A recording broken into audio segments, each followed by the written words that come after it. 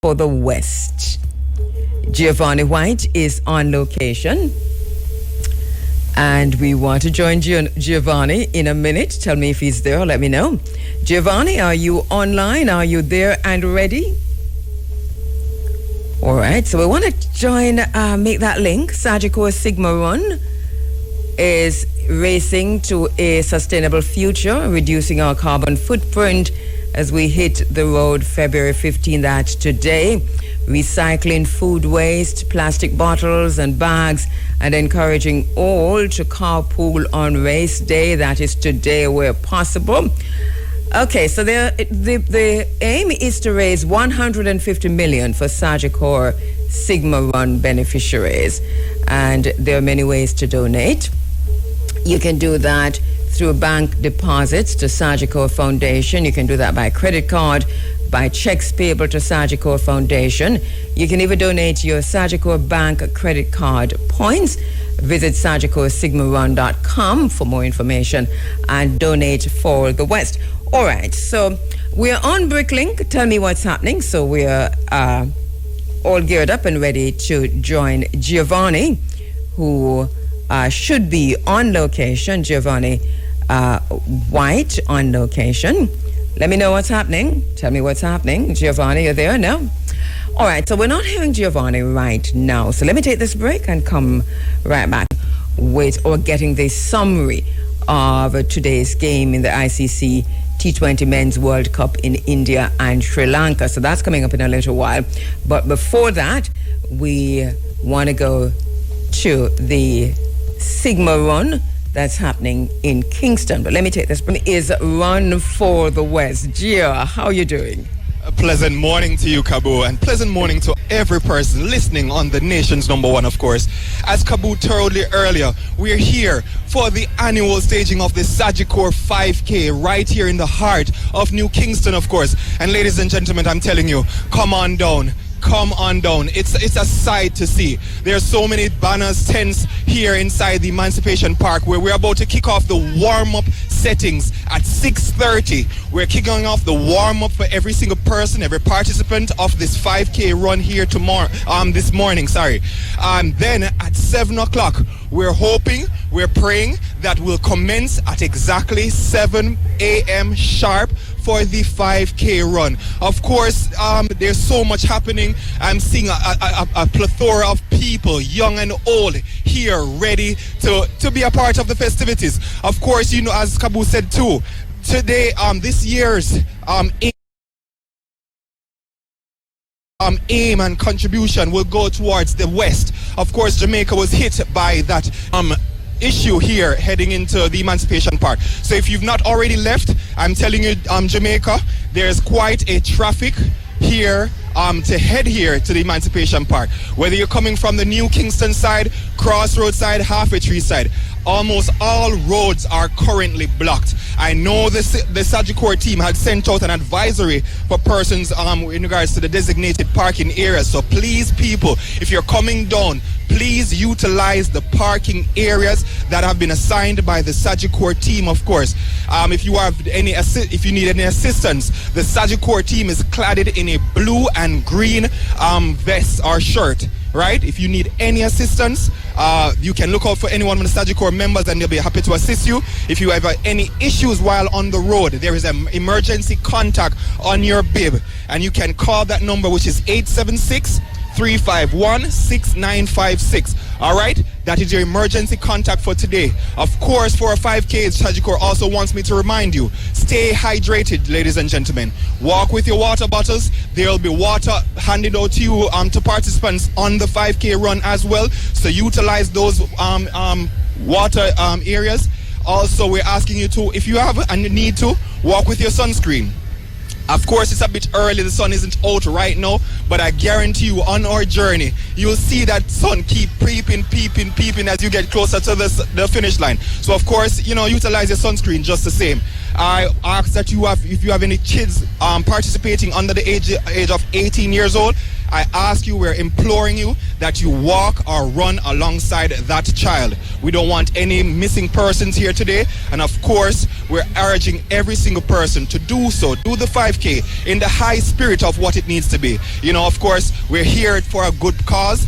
We're here to contribute, and we're here to, you know, be a part of the fitness journey. Many persons haven't visited the gym thus far. This may be their first, so we're encouraging every single person. Come on, if you have not started the gym yet, if this was your New Year's resolution, this is a perfect opportunity to start your fitness journey. We're here warming up right in front of the stage at Emancipation Park. Again, we're imploring every single person listening far and wide to come on down to the Sigma 5K run. All proceeds go towards the West. The persons who are affected by Hurricane Melissa, of course. And as I said, the race starts off at exactly 7 a.m. when we're hoping, we know us, you know. Jamaicans doesn't really start on time, but I guarantee you, the Sagicor team has done everything in their power to make this a success, and I guarantee you they're aiming to, you'll hear the gun go off at 7 a.m. So don't be late. As I said, there is some form of traffic congestion here heading into Emancipation Park, into New Kingston from all avenues, but I guarantee you there are parking areas designated for those, so come on down. Warm up again starts at 6:30. Race starts at 7, and I can't wait to see you all on that 5K trail. But until then, Kabo, I'm going to take on my race right now. I'm going to warm up in the area, and at about 7:10, I'll connect back with you. Hopefully, I'll be finished with the race then, and I can give you a better review. Are you going to run, Gio? Because yes, that's the point of all Kabo, of this, you know. Kabo, yes, my Nike shoes, my Nike socks. That doesn't tell me anything. My Nike shorts, my Nike pants, my Nike jacket, I'm ready. Let's just do it. Looks to me, that's very performative. When I talk to you at 7:10, yes, or round about there, that time, I really do hope that you're ahead. You would have, because you're starting at 7. Yeah, 7:10. Oh, okay. So you're going to stay back. You're going to be staying back for the link. I'm going to stay back, and then take it off. So that tells us a lot. All right. Okay, we'll talk to you soon. It sounds exciting. Love all of this. I can tell it's a grand sighting. There are so many people here, and I'm very happy that Jamaica has turned out in support of Hurricane Melissa victims. Wow, survivors. Thank you so much. Thank you so much, Gio. We'll talk to you in a little while. All right? All right, Kabo. Take care. All right. So that's Giovanni there, White in Kingston on location. The live link from the Sagicor Sigma run happening in Kingston. The theme is Run for the West. And remember now, you're hearing about the traffic jam, all directions leading into Emancipation Park. They're still going to start off at 7. He says the gun will go off at 7.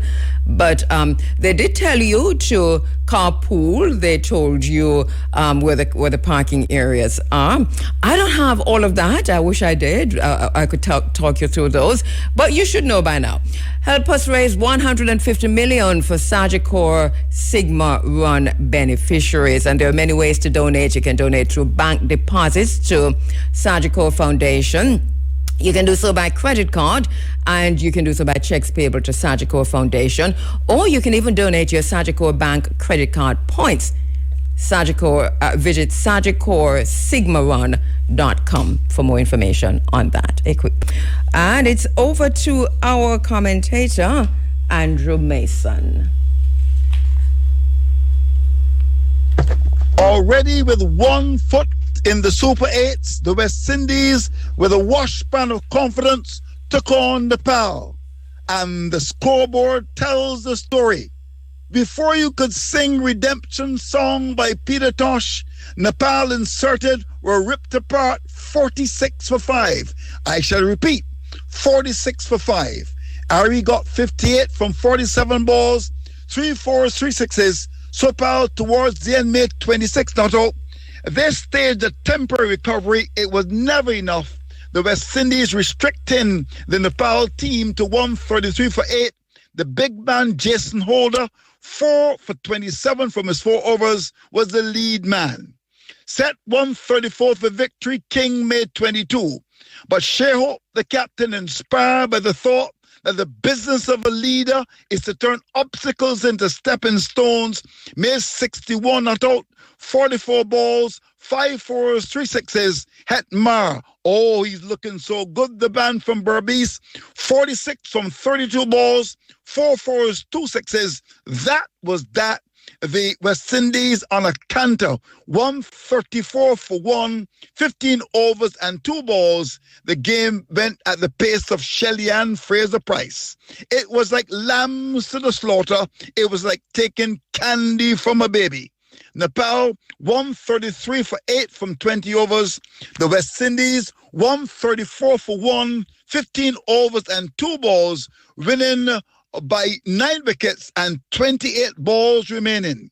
So the West Indies are into the Super 8s. And that old lady from halfway tree with the energy of Elephant Man, unstoppable like Vibes Cartel, is dancing on the floor like Third World. Andrew Mason, where the West Indies are jamming in the name of the Lord like Brother Bob. For Irie FM Sports. All right, that was a summary on today's match at the ICC Men's T20 World Cup. It came to you courtesy of Massive Auto Parts and Car Sales.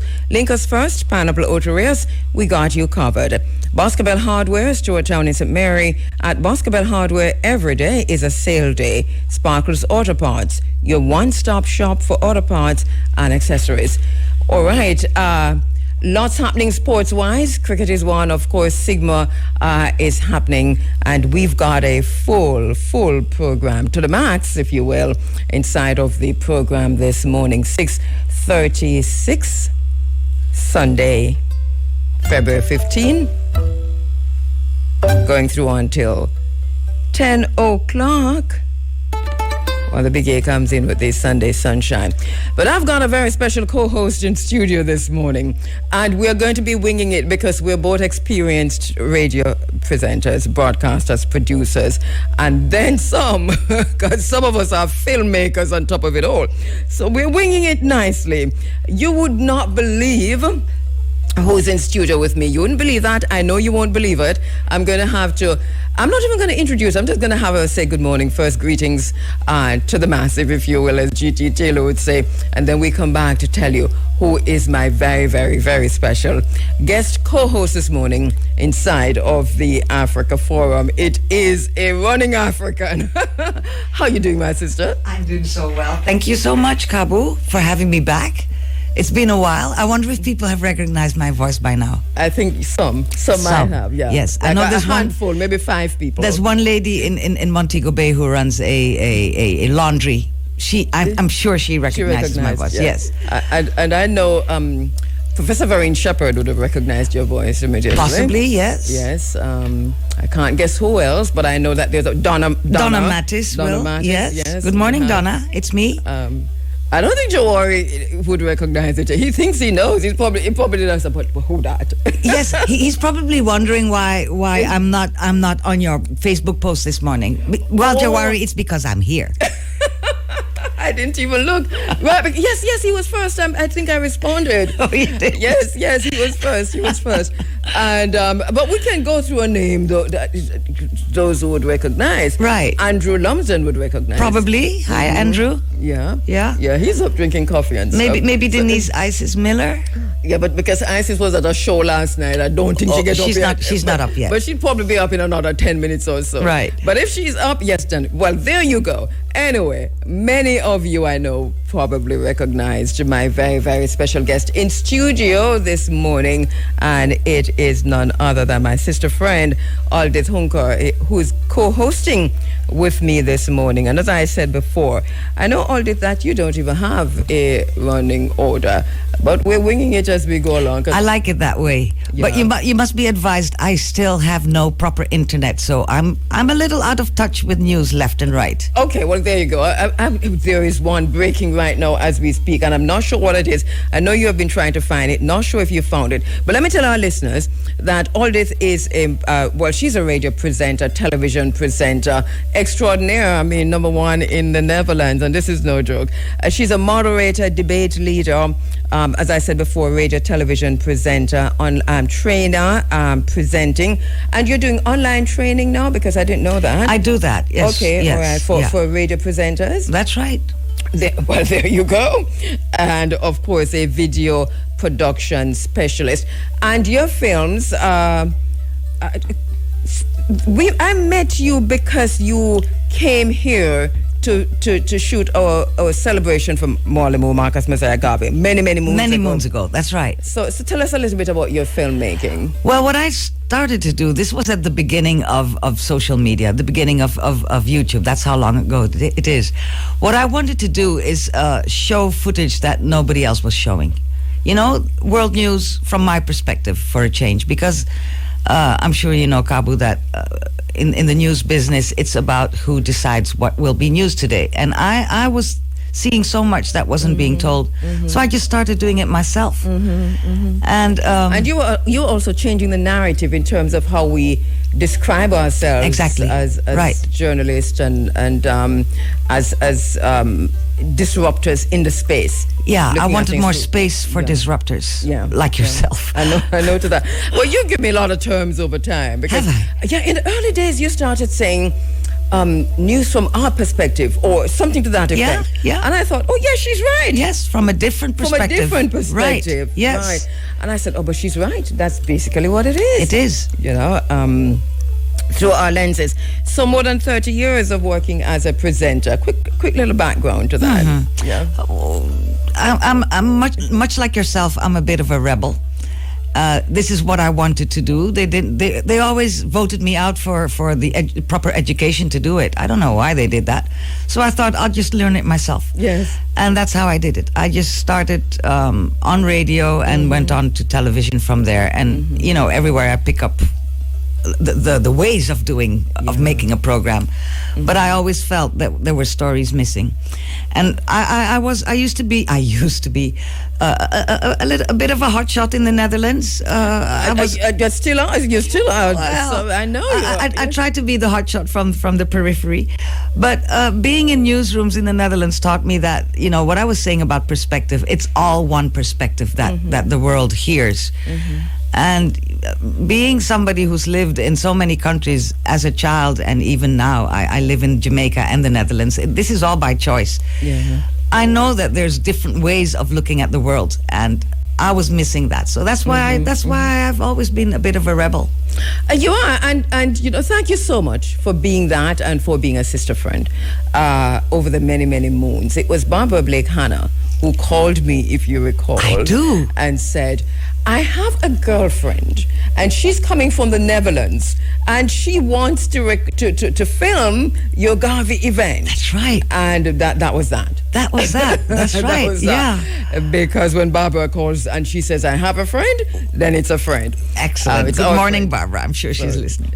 Well, I hope she's listening. Yeah. It's been a whole lot of water under the bridge, Barbara, but I hope you're listening. My sister friend still. Yeah. So you're also founder of Hunk Art. Talk to us about that. Well, Hunk Art is just my way of doing everything I like to do, and I think that is important to do. It's derived from my last name, Hunkar. So I just put the hyphen in and put a T on the end to confuse everybody, including myself. And with it's a one-woman company. So I am the CEO of my own one-woman company. I love that. Yeah. You know, because it's about imagery, Kabu. Yes. I try to use that Western imagery for our purpose. Why not? Because it worked for them. Why doesn't it work for us? So within Hunk Art, I do all that journalism that you talked about. Yes. I'm also there's different areas in which I work, and you can always find me under Hunk Art. And you do a lot of work still in television. I'm not sure about radio, but I know you do a lot of work in television in the Netherlands still. Yeah. A whole lot of work. Yes, but I did leave the newsrooms. I should not ever return to any newsroom anywhere. Yeah. I can totally identify with that. Right. I'm identifying. So one of the things I like is how you refer to yourself, and we've had this discussion before, as global freestyle multimedia journalism is what you practice. That's what right. you do. Yeah. and it make freestyle. Yeah. Yes, and that's a bit like what you do, you know, because journalism supposedly is subject to all kinds of rules, but you don't follow those rules, and I certainly made my don't. own. Yes, and why not? Because you know. When you're trained as a journalist, you're taught to be neutral. I don't believe there's such a thing as a neutral. I do believe in showing different sides of any kind of news story, but that's not neutrality. You wake up sometimes with a bellyache, or your daughter's sick, or your husband something, or your mother. Every journalist has their own worries and their own perspective on things, and I don't see any reason why that should be left out of reporting. Totally agree with you on that. As we talk about journalism and reporting, you see how busy things are this morning. We're going to be in just 5 minutes heading back to the Sigma Sagicor run that's happening in Kingston, Run for the West. You're just coming in all this, and you're co-hosting, so this is my last question to you, and then we broaden it. But you're co-hosting at a time, and you said before that you live both here in the Netherlands, here in Jamaica and in the Netherlands, and so that you would have been impacted by Hurricane Melissa. Yes. What is your situation? Because you're down there I'm in Montego Bay. I really am one of the lucky ones, Kabu. I have to say, I had some damage on my house, like leaks and fallen down trees.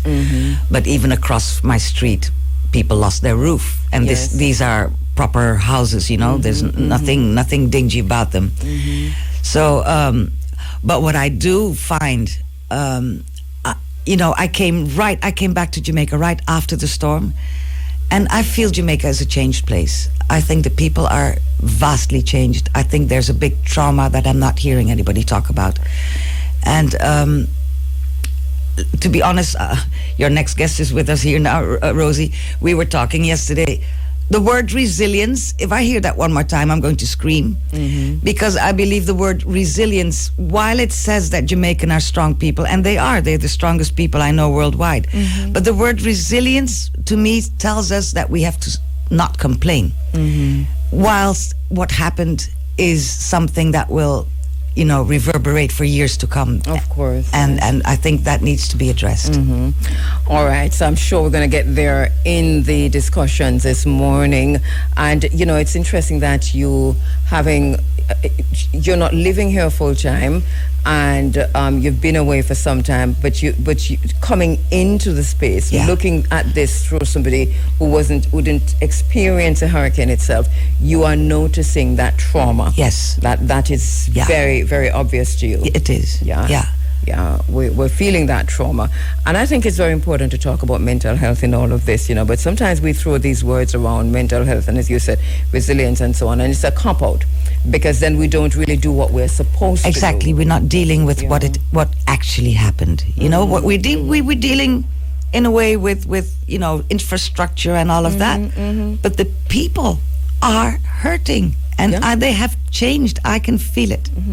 And then you tax them, and that's why we say taxation without representation is tyranny. Because now Jamaica is using, or the government is using, the hurricane to unleash a tax package on the people of Jamaica that is uncaring, unfeeling, tyrannical, and heartless. And I know that you're going to come at me with your tribalism, because you're already doing it online, but miss me with that, okay? Miss me with that. As somebody who's been through this, I don't feel that after you pay off JPS, or you give JPS such a big loan, and you have your public-private partnerships in your back pockets, I don't feel that I am the one who's supposed to pay for and yes, we can all contribute, but not through taxation in the way that you're doing. In the way that we're doing it already, which is helping each other out, looking out for a neighbor, taking care of each other, but not asking so many of us who have lost our jobs, who have lost our livelihoods, who have lost our farms, our houses, our roofs, and the rest of it, to pay a bagload of additional tax and then tell us that we're not paying no tax how much years. Foolishness. Anyway, I'll come back to that. And I know that we're going to get a lot of cussing for it. We've been getting it already, already. Have we? Yeah, I'm getting a lot, because I'm talking about it online, which is to say that taxation without representation is tyranny. And people are missing the point I'm making. That's not even my... This is a chant that people use on the times of oppression. I never make it up, but so people fail to see representation in that. Always see is that we're talking about the tax package, and so it becomes a tribalist response. Right, yeah. But we say taxation without representation, and that is the crux of the matter. Because with the massive salaries that you all gave yourselves the other day, saying that we will see a change in how politicians and members of parliament and so on deal with their communities. As a matter of fact, we're seeing a change for the worse. That's basically how it is. And this is where we talk about representation. All right. We have to go back to, and we're happy to go back to, the Sagicor Sigma Run. IRFM now brings you a link from Sagicor Sigma Run happening in Kingston under the theme Run for the West. Giovanni White is on location. I think he's running by now. Hey, Gio. Actually, I haven't started just yet. So I really wanted to get one of our sponsors out before we actually started the race. And so I must say, Jamaica, again, I am very happy. I'm very proud to see the support here today. Of course, we're at the annual Sigma 5K run right here in the heartbeat of New Kingston. Of course, the race starts off on Knutsford Boulevard, right there at about near Porsche and Bell Sagicor building, right about there. The bell is right there. It's about to we're about to kick things off. We just finished off the warm-up settings right here inside the Emancipation Park, and so persons are they're making their way towards the start line as we speak. But listen, me Jamaica, again, you know the importance of this annual event. We're always selecting well-needed persons in well-needed areas for support, and of course one of these events can't happen without the support of Corporate Jamaica.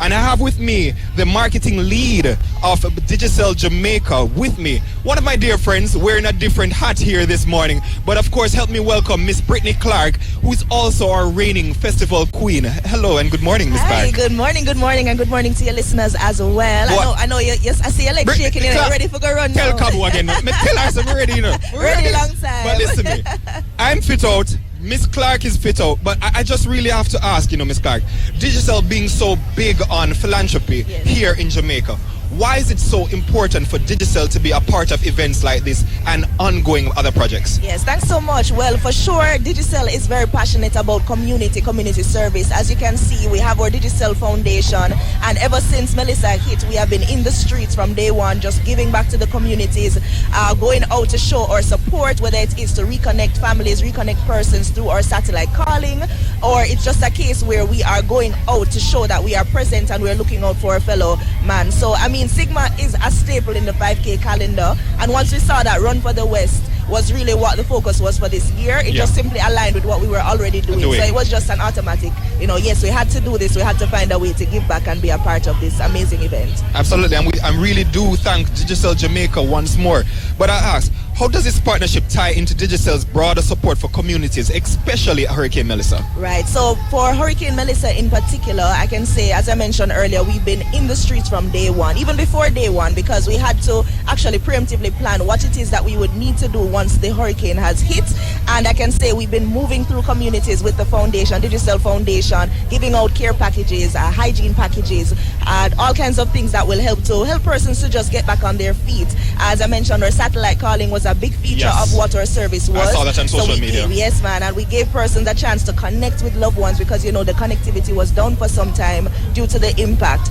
And, we've been actively working. If you drive around in the days, you'll see our technicians are in the streets working to restore connectivity to these communities that need it. And we work around the clock. Right now, we're at 98% reconnectivity, but we're still going because we 98% is where we're at right now. So we want to work and see how best we can get to that 100% in the shortest shortest time possible. But we've had the support, and we've been going out to support, because even our staff members, some of them were impacted as well. So we've done internal support as well as external support. But for the most part, we want Jamaica to know that we're here for you, we're supporting you, and we're on the road to recover together. Absolutely.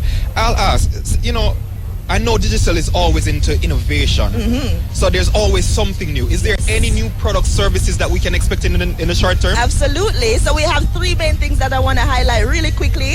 Of course, we have our postpaid unlock campaign, which is out right now.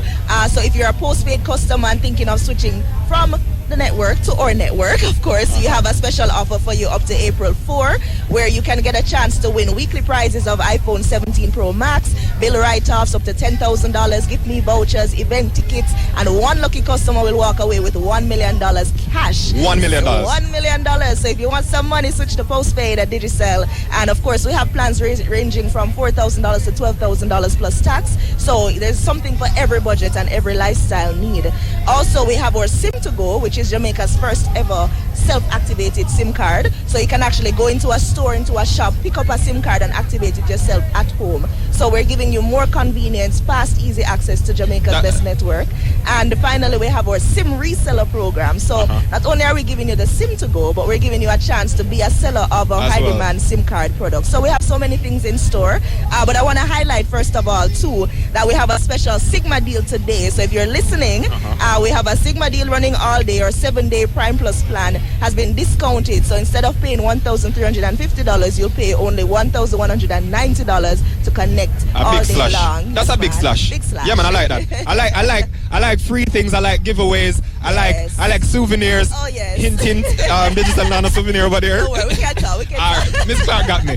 But listen, me Jamaica. If you're not here yet, we still encourage you. We implore you to come on down. Yes. The race hasn't started yet. We're starting off at exactly 7 o'clock, so we're about 4 minutes away, Jamaica, for the Sigma 5K. Miss Clark, close us out. Is there anything else that you'd like Jamaica to know from the Digicel family? Yes, absolutely. So whether you're listening, running, walking, or cheering, thank you for showing up for the West. We know persons who have been doing what they can in their own way to support our family in the western side of Jamaica. So today is all about community, resilience, and rebuilding together. So for sure, Digicel is happy to power that effort today at Sigma as platinum partners and connectivity partners for today's event. So look out for us along the route as well. So if you're listening, we're along the route. We're going to give you some vibes, but thank you so much for the opportunity, Sagicor, for having us to be a part of this event this year. Ladies and gentlemen, that was Brittany Clark, Marketing Business Lead at Digicel Jamaica. Thank you, Miss Clark, and enjoy the run. Listen, me Jamaica, I'm already, on the time me. At 7 o'clock, I should be here about. I'm not giving that time. Time on IRFM is 3 minutes to 7. Time on IRFM is 3 minutes to 7 o'clock. You understand me? Yes, okay. yes. Thank you so much, Kabo, and thank you for your listeners. I will join you back, and I think if my time good, I'll let you know. But please. Back to you in studio. No, let me know either way. All right. All right. Have a good one. You too. All right, so that's Giovanni White on location. A live link from the Sagicor Sigma run happening in Kingston under the theme Run for the West. Aldith, I know that if you didn't have to come here this morning, you'd be running, right? Oh, definitely. Sure. And I would have joined you, actually, if I didn't have to work. And not to mention my sister Rosie over there. We still introduce Rosie properly. But we'd all be running this morning. We would, definitely. Yeah, if it's even walking. Yeah, it's just moving. It's just moving for the West. Yeah, we do that. All right, you're inside of the Africa Forum. This is Running African. Lots happening around us, lots happening across the world. When we talk about geopolitics, we probably need to break it down in terms of the extent to which everything is connected, right? All that. I mean, we're having, as the Chinese say, these are interesting times. Which is an understatement, if you ask me. I'm paying attention because I'm pretty sure that if we're not prepared for this, that we're going to find ourselves on the other side of being enslaved in a totally different way. Yeah. And if we can't be prepared as a nation, because I think that we're kind of dragging our feet on this, or even as a region, then we're going to have to individually, I think, do it from the grassroots up. And that's not going to work, that last bit. It's not going to work. Not gonna work at all. Yeah, It's going to have to work for communities. Yes. I take the point you're making, though. it is. I think we should go back to community living. And, for the past, 30, 40 years, we've been pushed into this narrative of the individual is what counts. And look where it got us. That is true, because then you're talking about individualism. And I think, though, that we are hardly left with a choice now, because this is even worse than 9/11, where you're told globally you're with us or you're against us. Right? So where you find yourself. I'm kind of just scanning Marco Rubio's speech. I don't know if you had a chance to look at it. Well, what I find is what he said last night in Munich. What was it? Because that missed me. He's kind of backing down, this is my words, backing down from what J.D. Vance said last year. And this is the whole thing about NATO. How much can Europe still rely on the United States? And, with the Greenland story coming in between, European countries said, you know what? We might as well do it ourselves, because our former ally, the United States, is erratic at the least. So Rubio went there and speeched to the European allies, reassuring them that the United States still has their back. Of course, providing that the European countries kind of comply with a couple of things that the U.S. wants. So it's an appeasing thing that he said. For the European Union, for the European countries. That's right, yeah. And so where does that leave I don't like to use the term, but for sake of this conversation, the global South, where does that leave? No, nobody talks about the global South. And this is why This is the point. And this is why I'm seeing the outrage online from our people, which is to say, but this is a colonial speech. This is almost similar to what the Manchester United Ratcliffe gave last week when he said immigrants were colonizing the United Kingdom. Right. So now we have the response I'm seeing, and I'm not even, because I think, and I know you just looked at it yourself, so we haven't gone deeply into it. So our listeners can probably fill us in on this. But I know that some of the people I follow online, like Ayo, is saying, I can't read what Ayo is saying. Ayo using all kind of expletives. But he's saying that Rubio is giving his I'm going to try and say what he said without using the expletives. It's like he's giving the middle finger to peoples and nations, and that he talks about all men are created equal, but that it's a whole lot of... I can't even read it. Let me move from him. So if I can... No, he's angry. Well, he has every right to be. Yeah. It is somebody we follow online. Right. And then, okay, so...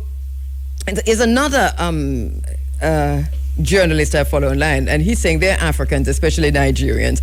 Please read. This U.S. Secretary of State, Marco Rubio, addressing their European allies on plans to recolonize you. Before inviting the United States to come to help you to fix your country, read this to understand what the empire really wants from your country. They are not hiding it. Your ancestors can be forgiven because they didn't see it coming. You have yourselves to blame for falling for it at this time. Well, it's basically what we can talk 4 hours about that, because this is NATO, North Atlantic. We were talking earlier, you and I, about going back to community. If ever there was a time for our people to unite, I say this is it. This is today, this morning at 7:03. Because the way the world is going right now, and it's going at a very alarming pace. We're seeing the objectives. We're seeing what the plans are, and here we are sitting as lame ducks waiting for it to happen. Kabu, when are we going to really get into action? Listen to what we're hearing from the leaders across the region, for example. And we're going to put in, I'm talking the entire Caribbean region, obviously. And basically, it is, with the exception of Trinidad, because Trinidad has made a decision, right? Whether you like it or you don't like it. And this morning, for example, we're seeing some stories coming out of Trinidad that they're now being given the right to go back and mine oil or whatever it is you mine in Venezuela. Yeah. So this is the side that Trinidad is on. So Trinidad and the Dominican Republic find themselves in that space. Haiti, of course, is has no so choice. oppressed that even now, Haiti is without agency. Yeah. So we cannot for the minute include Haiti in this conversation in terms of decisive action. Cuba is in a stranglehold, a chokehold, with the only country, and correct me if I'm wrong, that has made any kind of overture to obvious overture to Cuba, because I'm thinking maybe people are doing things behind the scenes. I'm hoping is Mexico. Right. And so I'm saying what we're hearing from the people in the region, from the leaders in the region, from the nations in the region, including Jamaica and so on. There's nothing that we can be optimistic about, because we're being told that we have to choose a side of the oppressor. That's exactly. And to be honest, I think I know many Jamaicans who would love for that to happen. So that's the question Jamaica needs to ask itself. And answer. And live by, because yet again, I look at stuff from the outside, and I wonder whatever happened to the Jamaica that was the leader of rebellion in this region. May I ask that question and have it answered at some point? Yeah. Because to be honest, I think most Jamaicans would at this point would dearly love to become the 52nd, 53rd state. And if so, let it be. Right. But the question needs to be asked and answered. And exactly, because this is the isness of things, what is it? The extent to which Jamaicans support that perspective by the leadership, and whether it is opposition or government, the thinking is the same. Right. Which is to say, we must side with empire, we must side with the oppressor.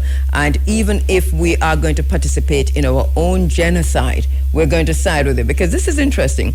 We are indeed participating in our own genocide. Because if Cuba is going through what Cuba is going through, which is really a genocide before our eyes, if Haiti is going through what Haiti is going, which is another genocide in the region, then we sitting on the flank of Haiti and Cuba, and sitting where we are sitting as part of this region, used to be leaders in this region, then we are participating in our own genocide. That's basically what it boils down to.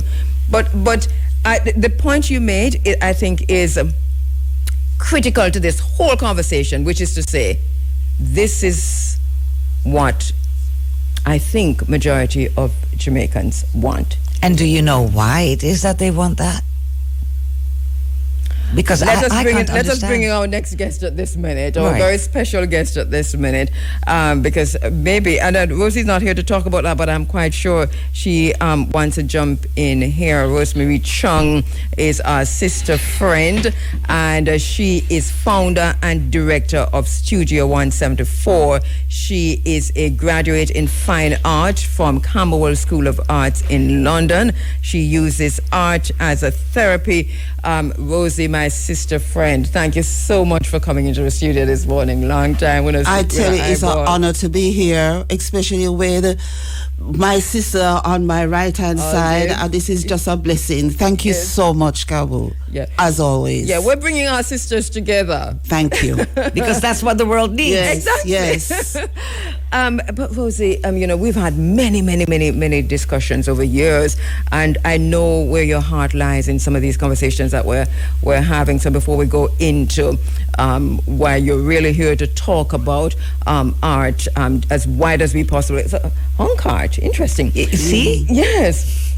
As wide as we possibly can. Just your response to some of what we've said, and especially where we are. I'll just throw out this question. Why is it that Jamaicans appear to be on the side of, sitting this out on the side of the oppressors? I think mostly it's fear, a grooming period that has gone over generations, that is still with us. We have a lot of people in America, a lot of people still feel that it's the most powerful country in the world and the richest country in the world. And they feel that the kind of protection that you can get when you're being called American because of what is going on right now throughout the Caribbean.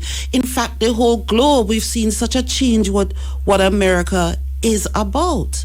We hear so many different things about, you know, the thing about terrorism. And when we really think about the word terrorism, you know, and we look at as to what it really means. You know, you have to wonder what this kind of security system that America is really talking about, you know. And for us, we're really in the middle of all this thing where we don't really have any say. We don't have no control of who we are and what we are, you know. This whole idea of progress, I'm not against progress. Right, and development out as a country and structure and all of these kind of things, but we've lost ourselves, you know. And the little that we do have is just such a fight to hold on to who we are as a people, you know. Well, you know something, Rosie, that I heard you said that when you just said it just now and it jumped out at me, which you said years, decades of grooming, and I think that makes so much sense. Yeah, because even when I talk to my mother's generation, even my mother and some of the stuff that she will still say about Africa, you know, I mean, it's got a lot better on the perspective and the view of Africa, but it's still seen as a place that is not very progressive. And, you know, very nobody backward. Wants to really connect to that. I mean, there's so much things going on in Africa right now. We don't get the news on Africa. Maybe we shouldn't, you know. This is my idea. You know? Maybe we should just leave it where it is. Well, we can leave it. And do the thing, the African thing, without the world knowing. True. That's my idea. I agree with that to a certain extent. Right. Right? Because the minute you put out what you're going to do, it gets crushed. And heads are going to roll. Exactly. And that is, and China has set a really good example for that because they just withdrew for decades. Yeah. Yes. And when they came back with a vengeance. This is, a superpower. So let's hush. But did Napoleon say that when China awakes? When China was sleeping and when it awakes, you know, it's a whole different Sankey go and play. You know? And here we are. And it's good that we have China doing this as well, you know. Right? Because they have their own kind of way of doing things. We may not agree with everything, but at least it's a different approach. It's slightly more fair. Yes, slightly. Right? Yeah. Also, it appears, but it is still colonial. Yes, it is. It is still oppressive. Yes. And and this is just my own personal view in that, yes, you want to say, for the moment, do what you're doing, China, drive out the oppressors, be on the side of Africa, for example, we see in the Sahel and so on. But then we look at what's happening in Sudan, and we look at what's happening in the DRC. And I mean, we look at what happened in Zimbabwe, and China has been in all of these spaces saying that we do not interfere in the politics of places. But look at Sudan. We watched Sudan be divided into two countries, and today we're And was it China that did that? Well, China was right in the middle of all of that. China was there, you know, from jump start. China has been there. The first massive army, foreign army that went into China to do what it said was peacekeeping in the way that it did was China. And that was in the 1990s, wasn't it? And at the same time they were saying that, you know, we do not interfere, but who was talking? I mean, who are the other people there?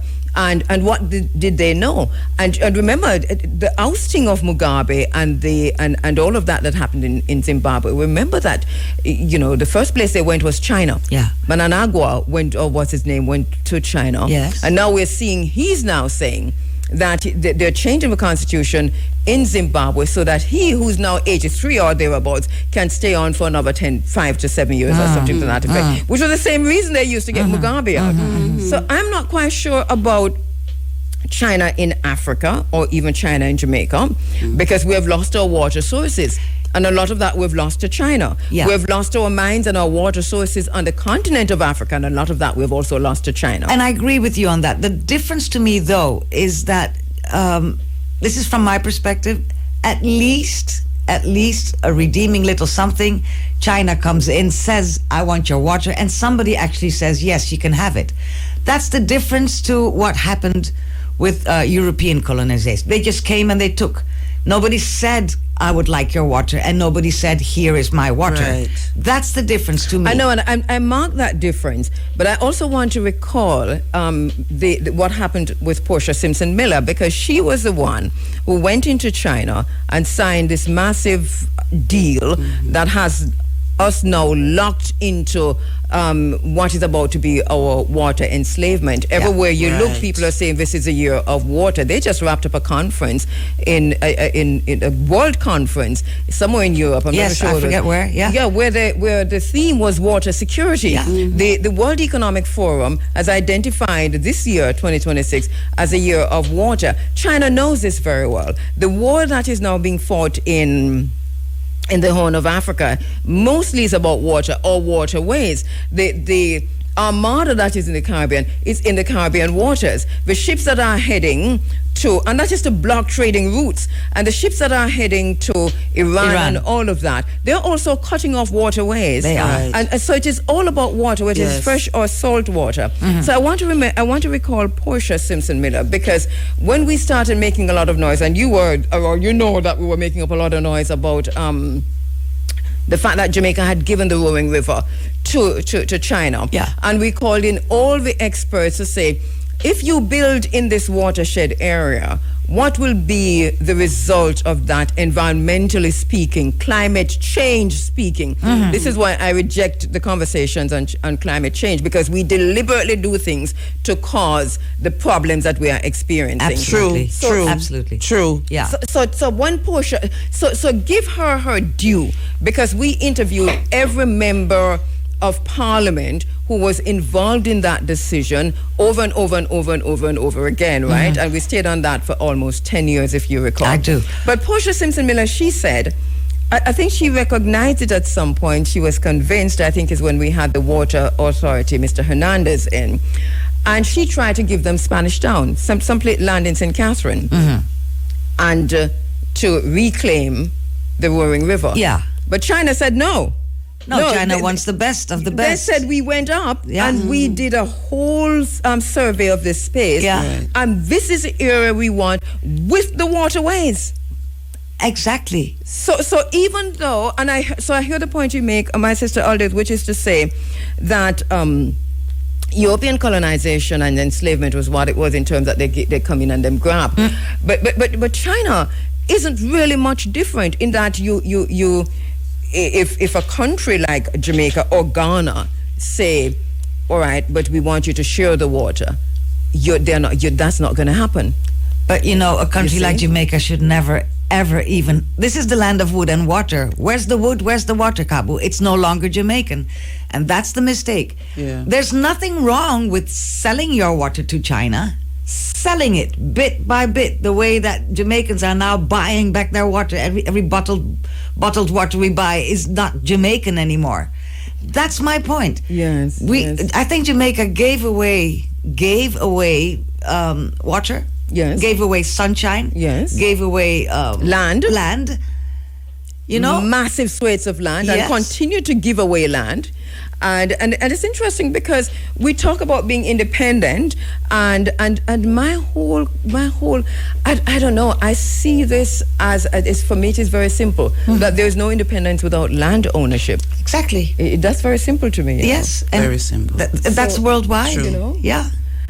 Let me take a quick break and come back. Yeah. And my co-host this morning is Aldith Hunker, and she is a freestyle global journalist based in the Netherlands and also part-time in Jamaica. And Rosemary Chung, who is founder and director of Studio 174. She's a graduate of fine art from Camberwell School of Arts in London, and she uses art as therapy. I'm going to throw this segment to you, Aldith, because I know you've got questions for our sister Rosie, because you're also involved in a very, very similar profession in terms of hunk art, which is everything. She is a proper artist, too. Just so that you know. Yes, I just put it in the name of my company. She is a proper artist. Yeah, right. So, yeah. You want me to take this part? Yeah. Oh yes. Yes. So Rosie, interestingly, we met in person yesterday on our way from the bus to where our lovely accommodation. Thank you, REFM, for putting us up. It was really nice, very nice. Yes.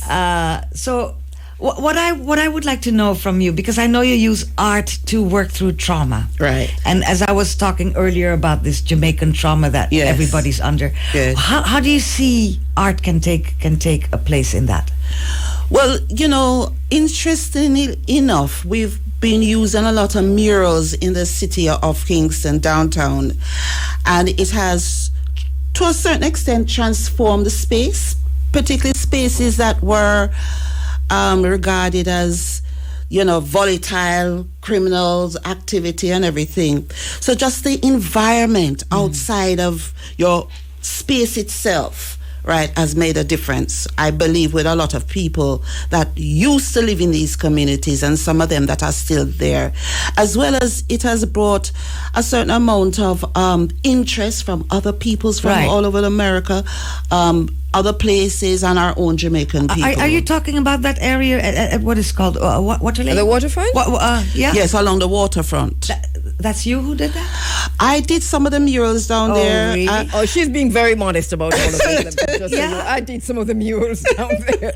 I mean, you have murals all over Jamaica. Yes, I do. Yeah, so, but because they are beautiful. Yeah. I went there to specific, because I don't like Kingston, but I went specifically to Kingston to see that art. Yes. So tell me, what does art do in the space that changes how people feel about their everyday life? Colors is what it is.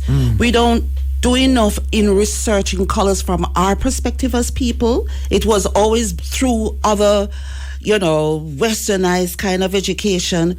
But colors for us is vibration. Colors is vibration, just like music. Yeah. And what it does for us, it's a language that speaks to more the inner side of self. We have the words that we use that are vibration, and it speaks mostly about external matters, right? But there is also a language within ourselves that is not words, or it's not words in the same sense. It's a different kind of system. It's for feeling. It's for feelings. Yeah. And it's difficult to really have a language, a universal language that speaks to specific feelings, because we're individual. That individual thing come back again, right, to a certain extent. And because of this, it makes it very difficult sometimes for us to articulate our emotions. Sometimes through how we've grown in our families, it causes us not even to see that side of self. And most of the time, because society really does have you thinking more about outside of yourself, the external movement and how a society functions, you never really get that time to really study self, understand self, understand that intuitions are real. It's not just a thing, And so what happens is that we lose that instinct to connect to certain things, whether it's vibration through color, whether it's the environment, whether it's the weather, or even in the plant life that is near us. Yeah.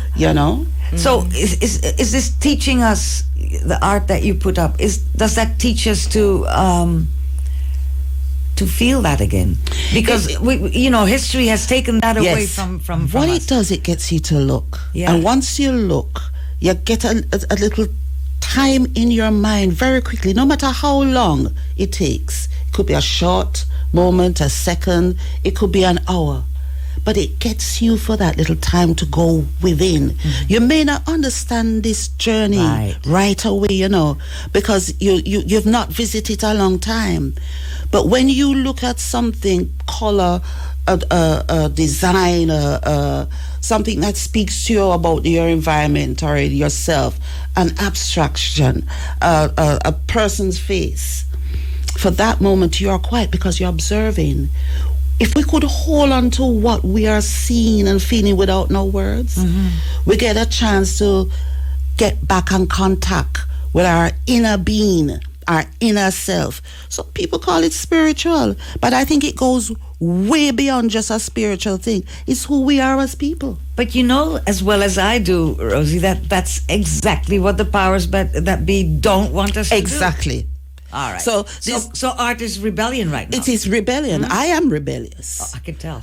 Right, with my art making. Yeah. It's going down into the inner city as a single woman, you know, a parent of one child, right? I was told, many people were saying that I was mad. How could you want to do a thing like that? Oh, people tell me that every day. This was before this transformed into a gallery space. Yeah. Right, which people didn't recognize that you can do this with art. You can imagine things and you can create things and you can manifest it into the open. And this was some of the magic that I saw in the art making that I thought that I could share with particularly the inner city youths who at this time... How did they respond? Oh, they loved it because you know what? Hold that point. Yes. Let me take a quick break and come back. Yeah. Westmoreland, your microphone is on, you know, so you can all loudly say yes. Yes, we are in Westmoreland, definitely. Right, but we have an overnight for Saturday night. You don't know that, though. All right. Nice. In a lovely, luxurious accommodation. You know, I can just imagine Donna Mattis and Isis and all our sister friends, Natisia and all of them. I said, but I do not understand those conversations on the radio. Well, listen, we're all in Westmoreland, right? Right. Next week, Sunday, inshallah, we're going to go down from Saturday, and we're there at the Peter Tosh Memorial Gardens. If you want to come hang out with us Saturday night, okay, you don't know it, go. And then Sunday morning, we're back there early, and part of this also is in the wake of Hurricane Melissa to bring the community together. So we're saying to the community, come in with the wares. Whatever you have for sale, carry it, come. And then we're saying to the rest of Jamaica, let us go down to Westmoreland to buy, because the people are ready to get back on their feet. And you go back to the word we're talking about, resilient. What we mean when we say people are resilient, because if you throw that word at people, then what are you responsible for? People are responsible for themselves mainly, and they want that level of independence. So we're going to go with independence.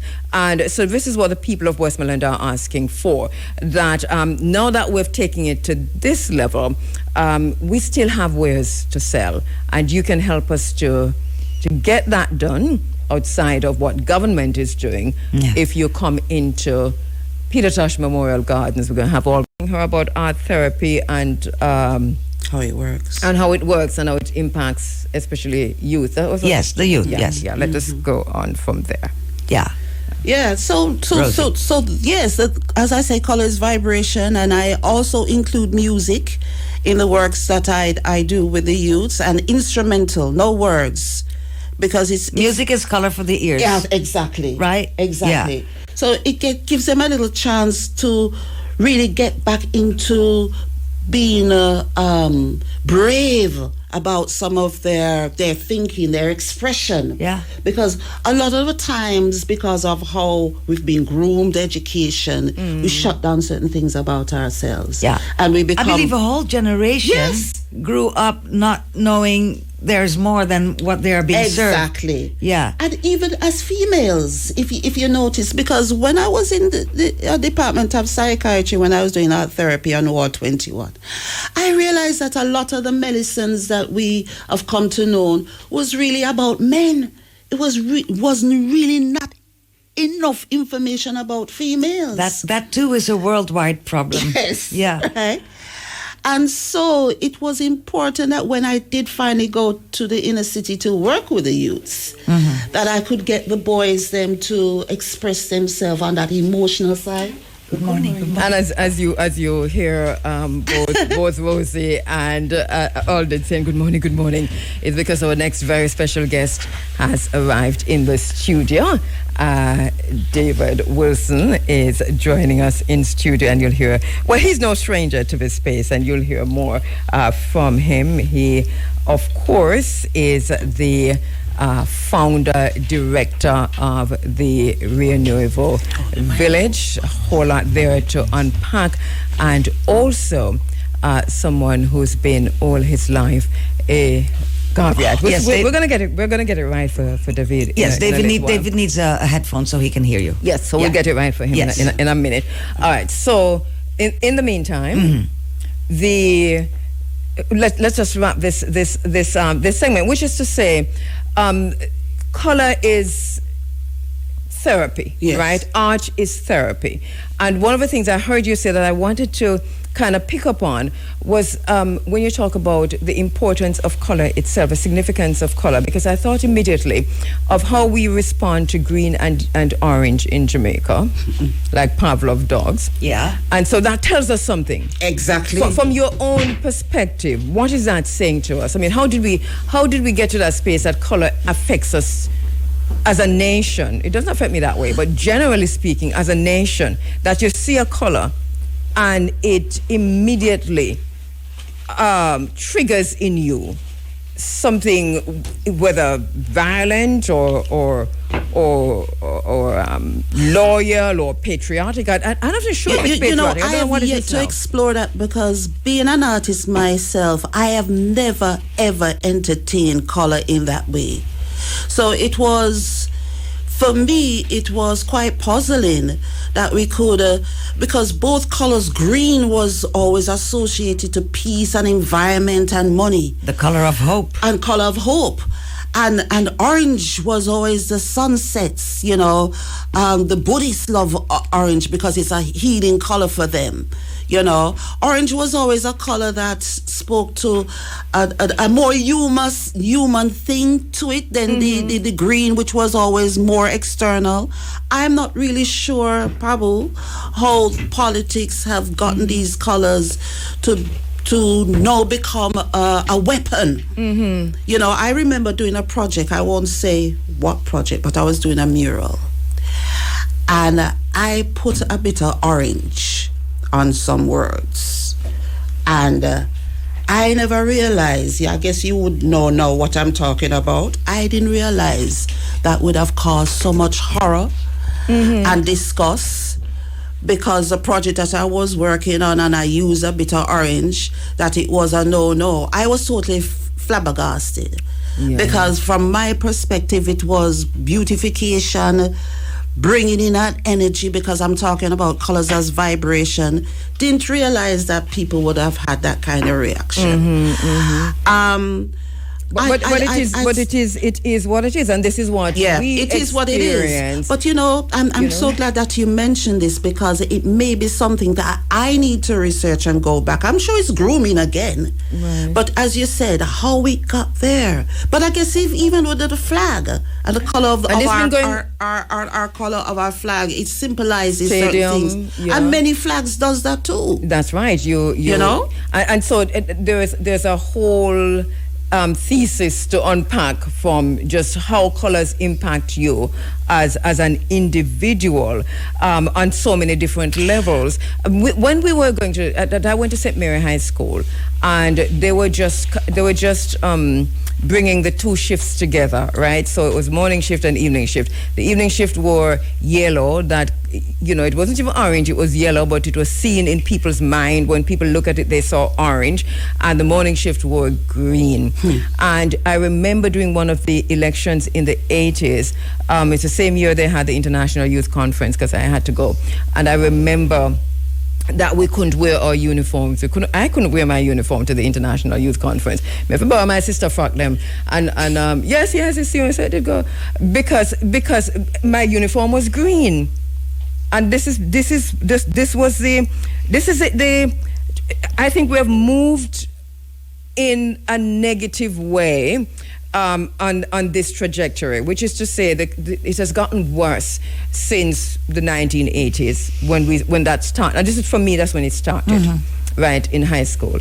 So that color impacts us in the way it does. What about driving and the color car you drive? Because people in a red car seem to drive faster to me.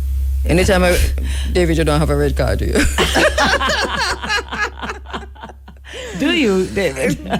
But you know, they say red is a color of energy, you know, And aggression. yeah, and aggression, and you know, a lot of things about red, but it's powerful. This is why it's used at a traffic light stop, because it's powerful. And anywhere you see red in the distance, Well, seeing red. we see red. But it's also to do with our blood too. You know, there's so much about the color of red. You know, in China, for instance, them love red. The brides wear red. You know, there's something about the color of red that is also passionate. It goes back to religion as well. Yes. You know? So it's a symbolism of colors, and this is why symbolism is so important, because we are told that it's not important as African people generally, but it is very important in Absolutely. Can you imagine a world without color? Can you I can't imagine a even. world without color? No, I You can't. can't. What were you just telling me about little children? You showed them black and white art. Yes, we've made some little movies as well, right? And I started by showing them some classics where it was black and white movies. And when they saw it, they said, "Miss, what is that? What is that you're showing me? Where's the color? Where's the color?" Yeah. But they enjoyed it though, you know, because it was a whole learning thing going on. It was fascinating to see black and white, because, you know, in my generation, we never had color in the beginning. It was black and white. And it's better for your eyes, you know, as a matter of fact, you know. When color came in, it did things to our eyes, technology-wise. Right? But this is a fascinating conversation that we really do need to continue. All right, Yes, I'm going to we give you the do. last word on this. Yes, because I was you were telling us about your uniform. You couldn't wear it at a certain day. That too is exaggerating stuff. Do you agree with me? I mean, the color green was there before any political party was. So, you know, It's worse now than then. it is. Because people are now being killed, and you know, Over color. Over color. I mean, you can't be seen in a particular area in a particular color. Yeah. You are immediately Framed. or you can be killed. Here's the thing. There's another thing that I noticed with color, right? That even within Parliament, Damien Crawford wore a green tie when he walked off, when the announcement was made that he was no longer on the PAC. And that became a whole thing on the social media spaces, on mainstream media, in those conversations. And there was a headline that said that he was thinking of crossing the floor. So you had those conversations going on all because he had on a green tie. You know, so we make decisions and we interact with each other on the basis of a color that we see them wearing. That is a shame. Yeah. That's you know, a shame. once upon a time, way back in, you know, ancient days in Ghana, color and symbols are. I go back to the Adinkra symbols because I discovered the Adinkra symbols, you know, many years ago and what they meant. But before I even know your name and what you were wearing with the color and the Adinkra symbols, I knew who you are. I know that the language of color and symbolism spoke to me before I even know you as a person. So it's as if they took some of that, you know, because they take a lot of what we know back from way back and they change it. The West changes things. Yeah, It because becomes people, if color emanate from people too, so you see people and you can see colors like the aura. around them, like, yes, like the aura, aura, right? exactly. Yeah. They change everything. They flip everything to suit, what kind of platform that they're about. Yeah. So color was always important. It had to be. We're going to have this conversation again, right? This is something that we have to revisit. I think it is critical. It's very important for us to have that. And art as therapy, especially now, I'm not quite sure the work you're doing now, Rosie, with children. And I know you've started something with others regarding the hurricane survivors. Yeah. I was invited to go to a place in Hanover, to a school where there were many children. Most of it was children, but senior citizens and mothers, mostly mothers and children, hardly any male presence away from the soldiers. And what happened, something switched up, and I ended up speaking to soldiers instead, which I have to tell people that we have some amazing soldiers out there, all very young. And you need to speak with them. They're people picnic too, as well, as I would say. And some of the concerns that they have is just like everybody else. But then again, it's color again because of the uniform. They're in this uniform that represents. Everything that, and that's the thing, representation or representation. Yes. Because some things are represented to ourselves, like the thing that they call the swastika, which is an Adinkra symbol. Exactly. Which, when we look at it now, we don't see through African eyes. We see it as something diabolic and Nazi and all of that, which is a symbol that was stolen from us. Is positive, It's power. It's powerful, and it's taken away from us, and we want it back. Give it back. Yeah. Give me back my things, as Muja said. All right, so let's take a quick break, and when we come back, we're going to be hearing from and speaking with our next very special guest in studio with us, David Wilson. Let's take a break. 8 o'clock, you're inside of the Africa Forum. This is Running Africa, and I think, David, we'll have to use this microphone. I'm just testing this one that you're sitting at, David, and it's not working. So if we could just switch over, please. I'm so sorry, to that microphone. All right, 9 minutes going up to 8 o'clock. We're still going to be going back to the Sagicor Sigma Run, which is happening in Kingston. My very special guest in studio, Rosemary Chung. David Wilson is going to be joining us on the phone lines now. And my co-host, of course, is Aldith Hunker, from the Netherlands to Jamaica by way of Suriname. But Aldith, you were actually born in Suriname. I was born in Suriname, that's right. Yes. So you're claiming Suriname. You don't even bother claiming Netherlands, even though you've lived there forever. No, I just, I take the privileges of being of a Dutch passport. I hope they don't hear me.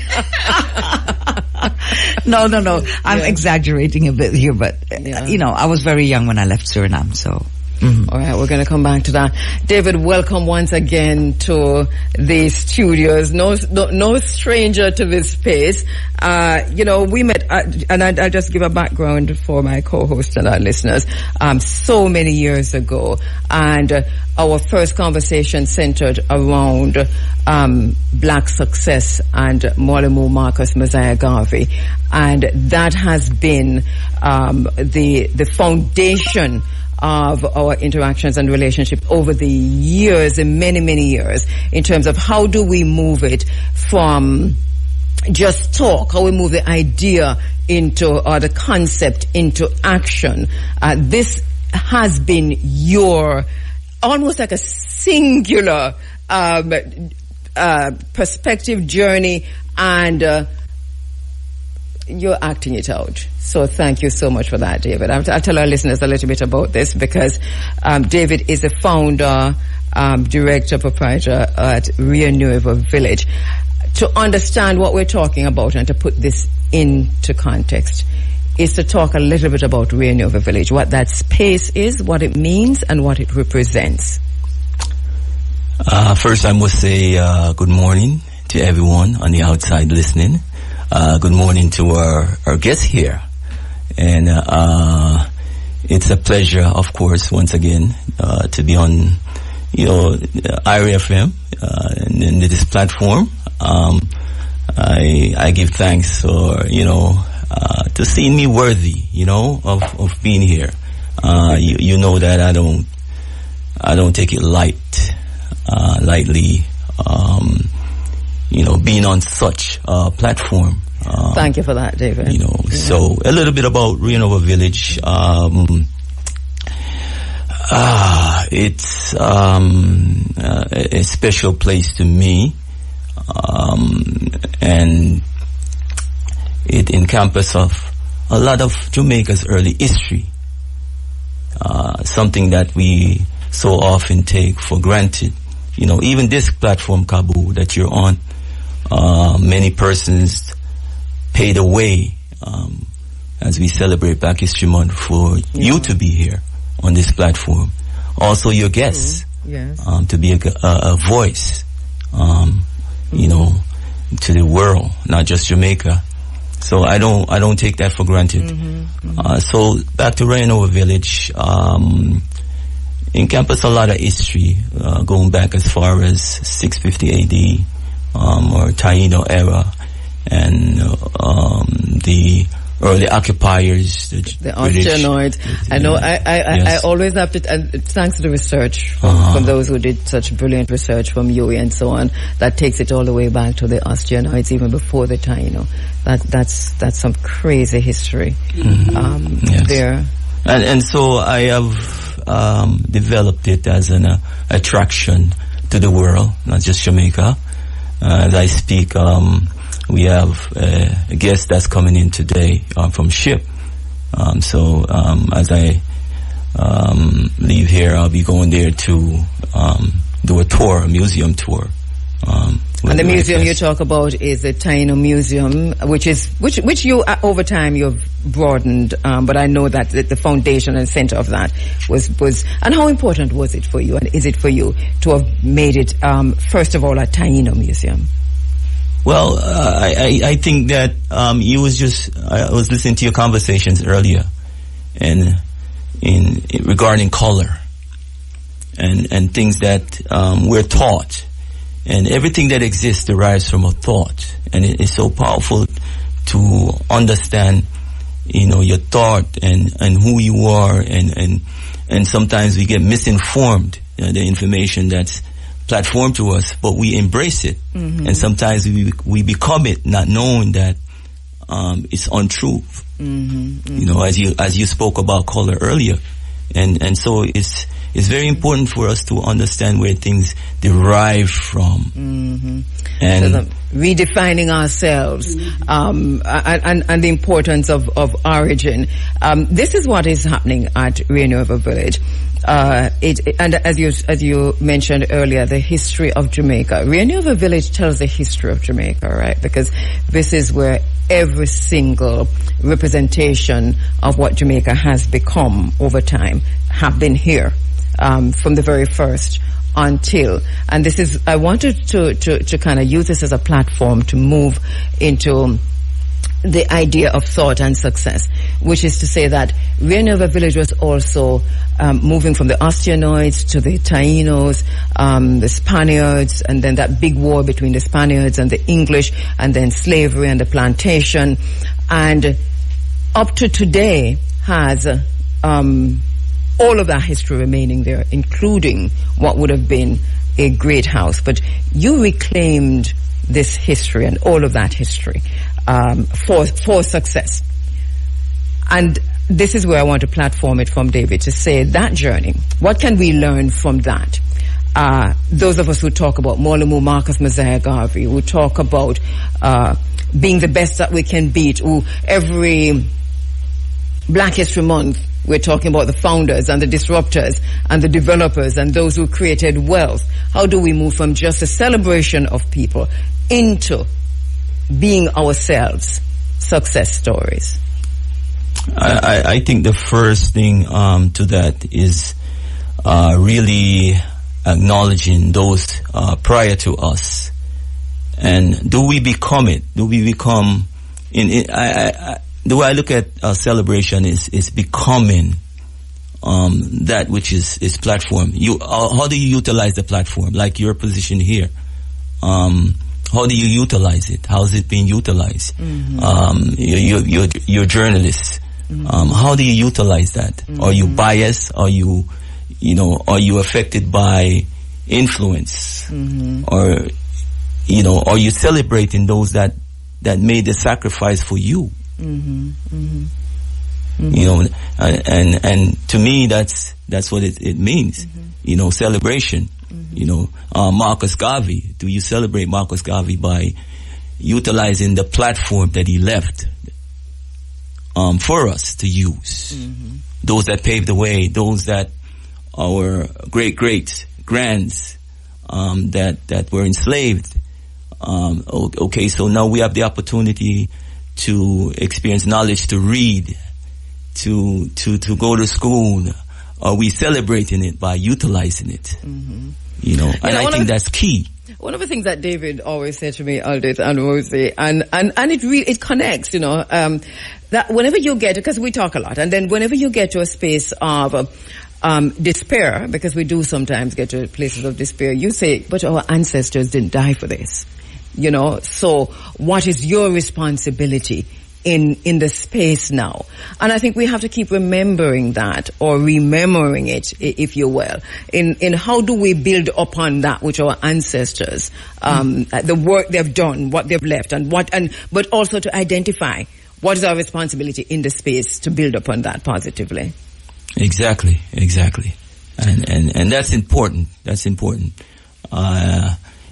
We take so much for granted, you know, and think it's about us. It's about me, and no, someone sacrificed so you could have this space, or you're utilizing it the right way, or you're taking it for granted. That's important. And I think that is such an important question to just throw out to the nation right now. Aldith, I see the look on your face like, yes. Yeah, because what David says, it goes back to what Rosie was saying earlier. This is, it's this programming that we all went through that makes us look at things in a certain way and losing the way we originally used to look at things. So that's what we need to reclaim. And then we can choose, you know, because we are also a product of these times. But if we leave out one part, then it's always going to be that part that we are programmed into. And I keep saying, I used to call it beat Babylon at its own game. You can sue me for that. But what we know how let's call it Babylon, how it works. Let's use it to our advantage, taking aboard the stuff that is gone from our memory. That's what I wish we could do. Does it make sense what I'm saying? I think, yes. Of course. And this is interesting because this is one of the reasons why I mentioned the Great House before. Yeah. Because here you have a property that, as David always says, we couldn't go there. Right. You see, she's scratching her head. It's because I've missed the time signal. I missed the break. Let me take a quick break.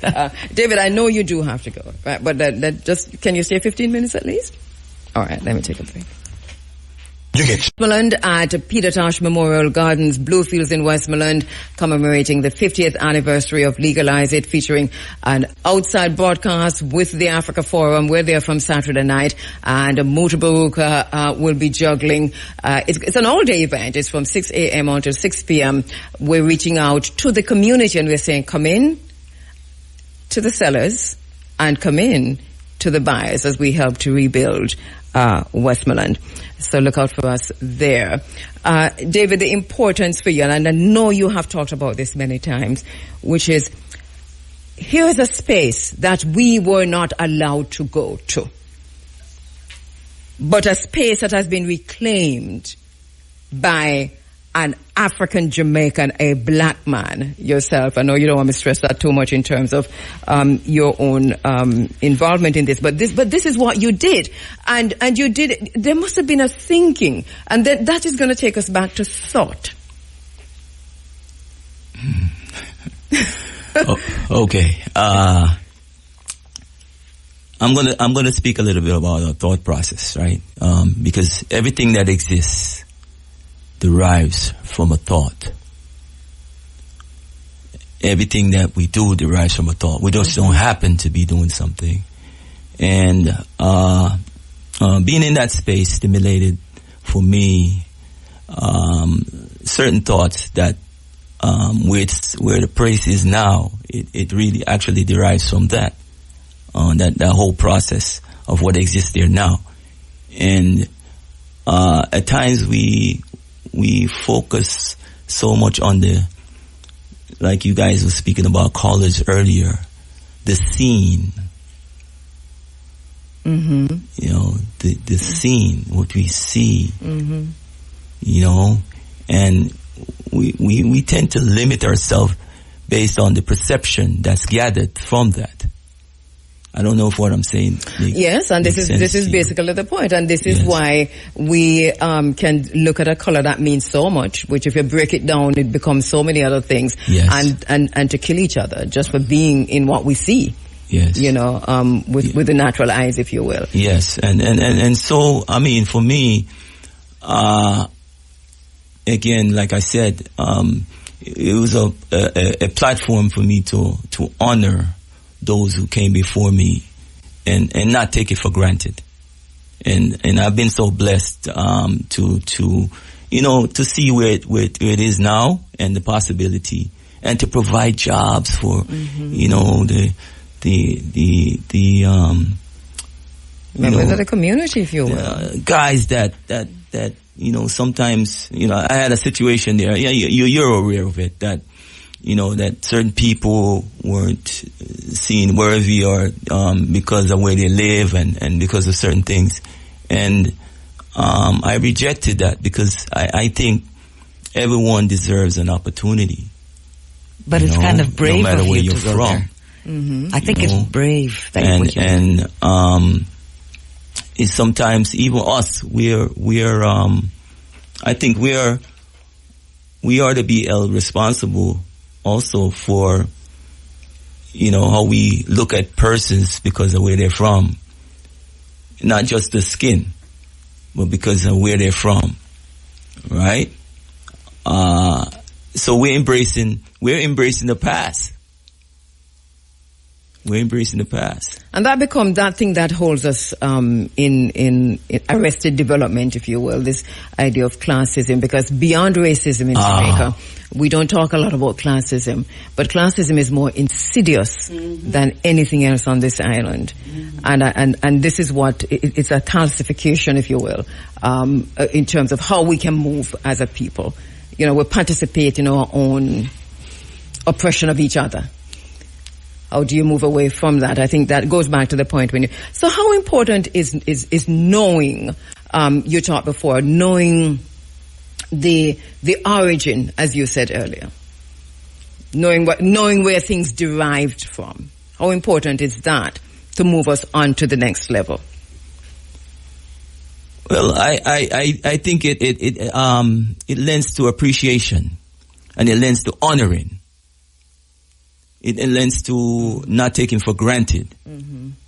Mm-hmm. You know, those are the things that, you know, we take for granted because we get comfortable, because you're not being oppressed. You're right. So now you start taking it for granted. There's no urgency then. It's not important. And so we focus more on self. But we're losing that, and I'll just talk about that, you know, vacuum that will be filled by something else.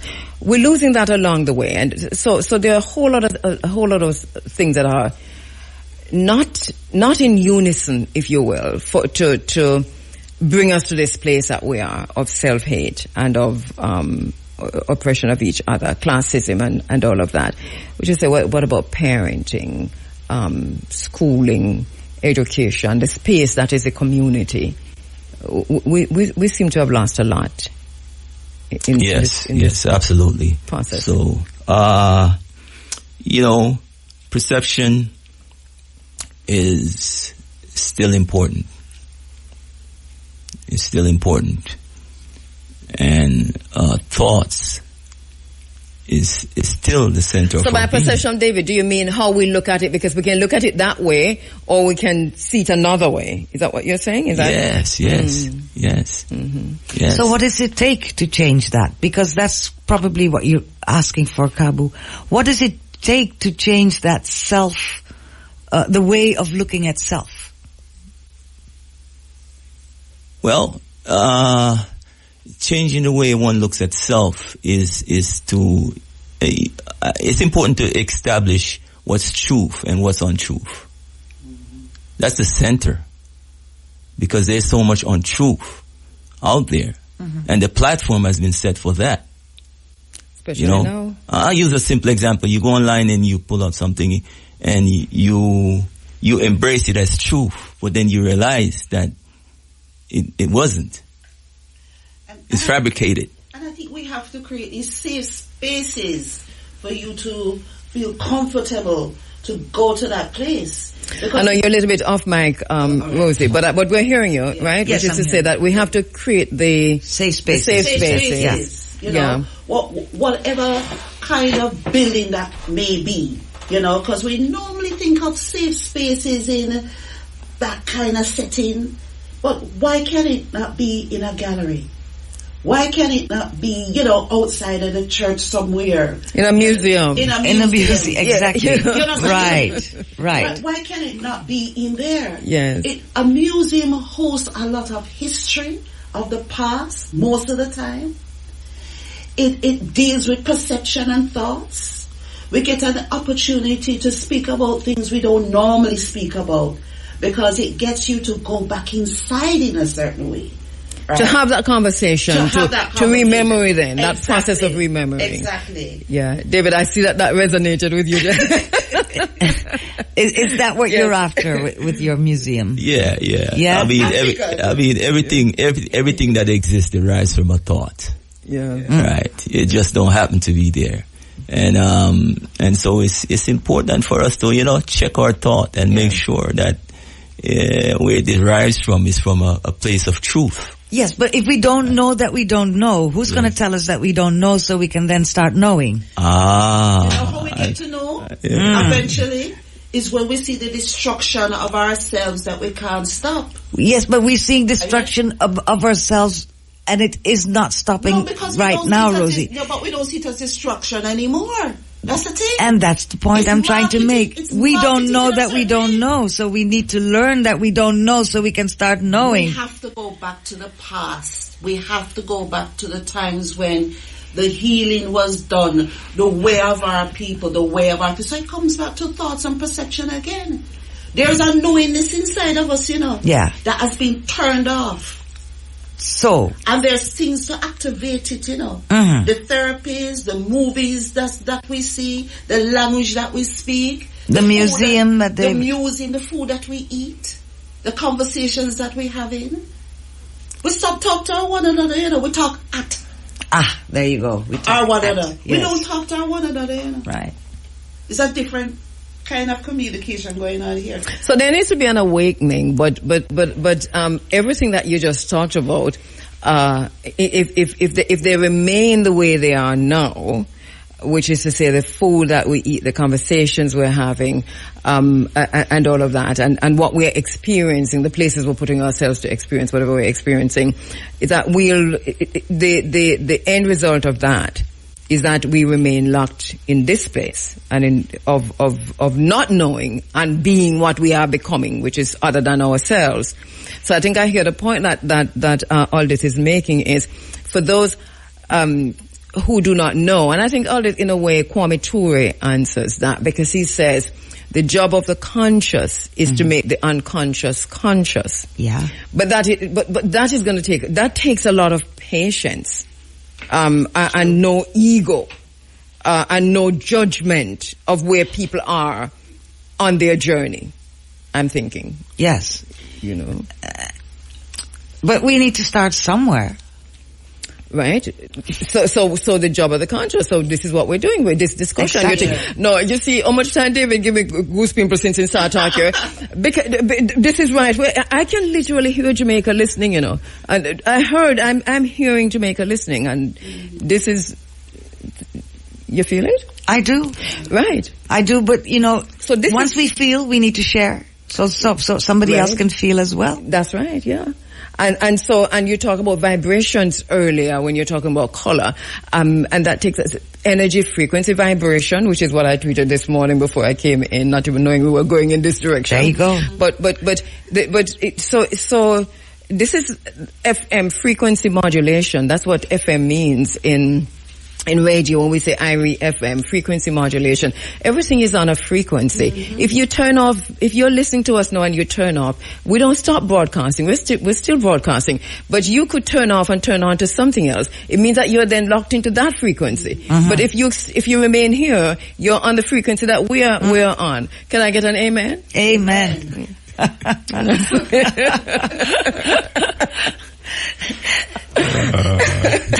Okay, Kabu. Yes, So, yes, in order for a paradigm shift to happen, it derives from information, and that's why history is so important for us to, have a change of thought. It requires information. And past information is also important for us to understand. And that's why earlier when you talked about knowing the truth. Yeah. And that there's so much out there that is, I mean, you tap into this, but it is not truth. Yes. And at what point? I have been reading through the Epstein files. Right? Oh. I'm reading through them. Yeah. Like I'm just reading through them. And you're still here in with sanity of mind? I just like to say that I am not suicidal. Good. I'm glad. And I have no intention of drowning myself in any river nearby.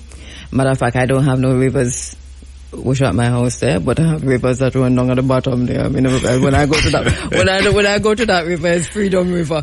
I'm saying this because I'm getting so many threats, right? Because I've been looking at the files and I've been talking about the files. And are you getting threats? Oh yes. I mean, serious threats. But here's the thing. I mentioned this to say that there's so much that we held as truth. But when we go deep in this space, which is not just about pedophilia, this cannot be a discussion about pedophilia. It has to be a discussion about trade wars, economic wars, scientific wars. That's it. I mean, academia, control, food war, water war. This is what this is all about. It's about control of the new world order. And when you read through this, you see this is what they're all planning, and it's not one man. No. It is all the people that we look up to, all the people who are in the spaces telling us this is how you must go and this is what you must do. They're all in there eating babies, cooking the skins of children and eating them, sexually attacking babies. And we could go really vulgar with it, and we don't need to. There is that Satanism, this whole satanic space. But what it opens your eyes to, and I think this is why we need to read through them, is that we are existing simultaneously in a space that is occupied by people who are satanic and performing satanic rituals. So that is clear. But that they have a plan to control the next world order. And they're all there. They're all there. All the people that we look up to, all of them are there, and they're making the worst kinds of statements that anybody, Noam Chomsky. Yes. I mean, we studied Chomsky. We don't expect to find Chomsky in a space that's saying the things he's saying. Right. There's a man who who sponsors or who Jamaica is in talk with right now for tourism between Jamaica and the United Arab Emirates, who sent a torture video to Epstein, who writes back to say, I enjoy the torture video. You understand the points I'm making? Yeah. There's a man in Jamaica. There are many. We have the flight logs of Jeffrey Epstein, who has come into Jamaica so often. We have the names of hotels and all of that. No, and I'm saying this to say that the truths that we hold on to, that come to us through academia, and come to us through science, and come to us through politics, those truths are curated and planned in these spaces. And this is what is, and so when David said sometimes you go online and you recognize, and you go down a hole and you're following this truth, only to realize that it's not the truth. This is what is being exposed now. That's right. And the whole pedophilia is just the cover up. It's just the hobby that they share. And as wicked as it is, check your producer. As wicked as it is not. It's not the issue. It's not the issue. Right. It is And about. that's the scary part of these files. Yeah. It is very, very scary, and so I won't be talking about it much anymore. Right. Okay. Right, but it's available. Can you share with the world where it is available, Kabu? All right. So if you go, if you type in DOJ, Department of Justice, you're going to find Google, it there. Yes. So you go to Google, you go DOJ. The DOJ website will come up. You can click on the DOJ website, or you can just go down, because Google is going to give you, when it's a company, it's going to give you the website, what is in there, the library, etc., etc. It says Epstein Library. Okay. So you click on Epstein Library. It takes you right to the library. Then it says, are you 18, are you a robot? Because the robot is now asking you if you are a robot. Right, this is what is happening. So the robot is saying, are you a robot? So you click, you say, no, you're not a robot. So you click on that. And then it says, are you 18 and over? So you click yes, 18 and over. When you go there, it has a search bar. Any name that comes to your head, type it in.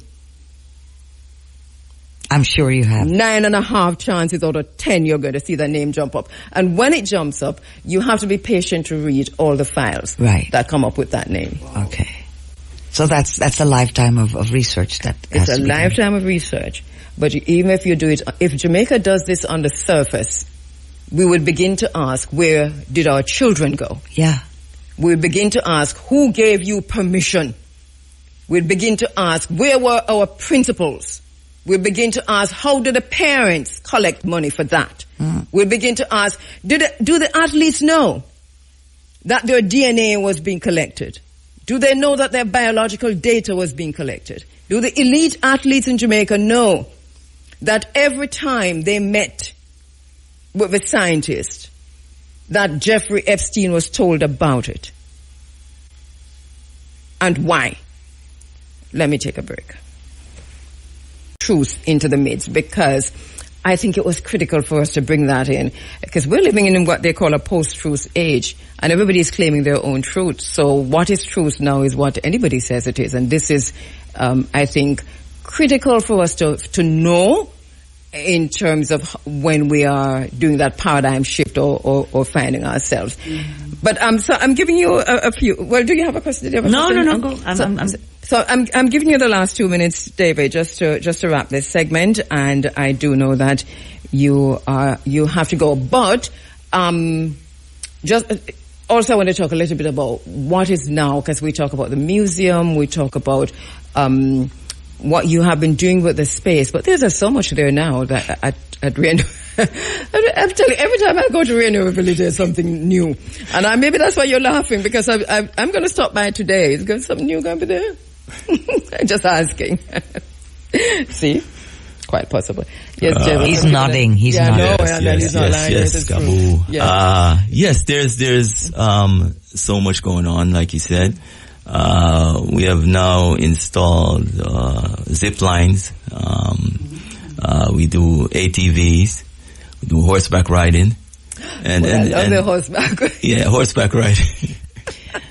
Yeah, so it's becoming a one-stop shop, Yeah. I feel honored though to be a part of it.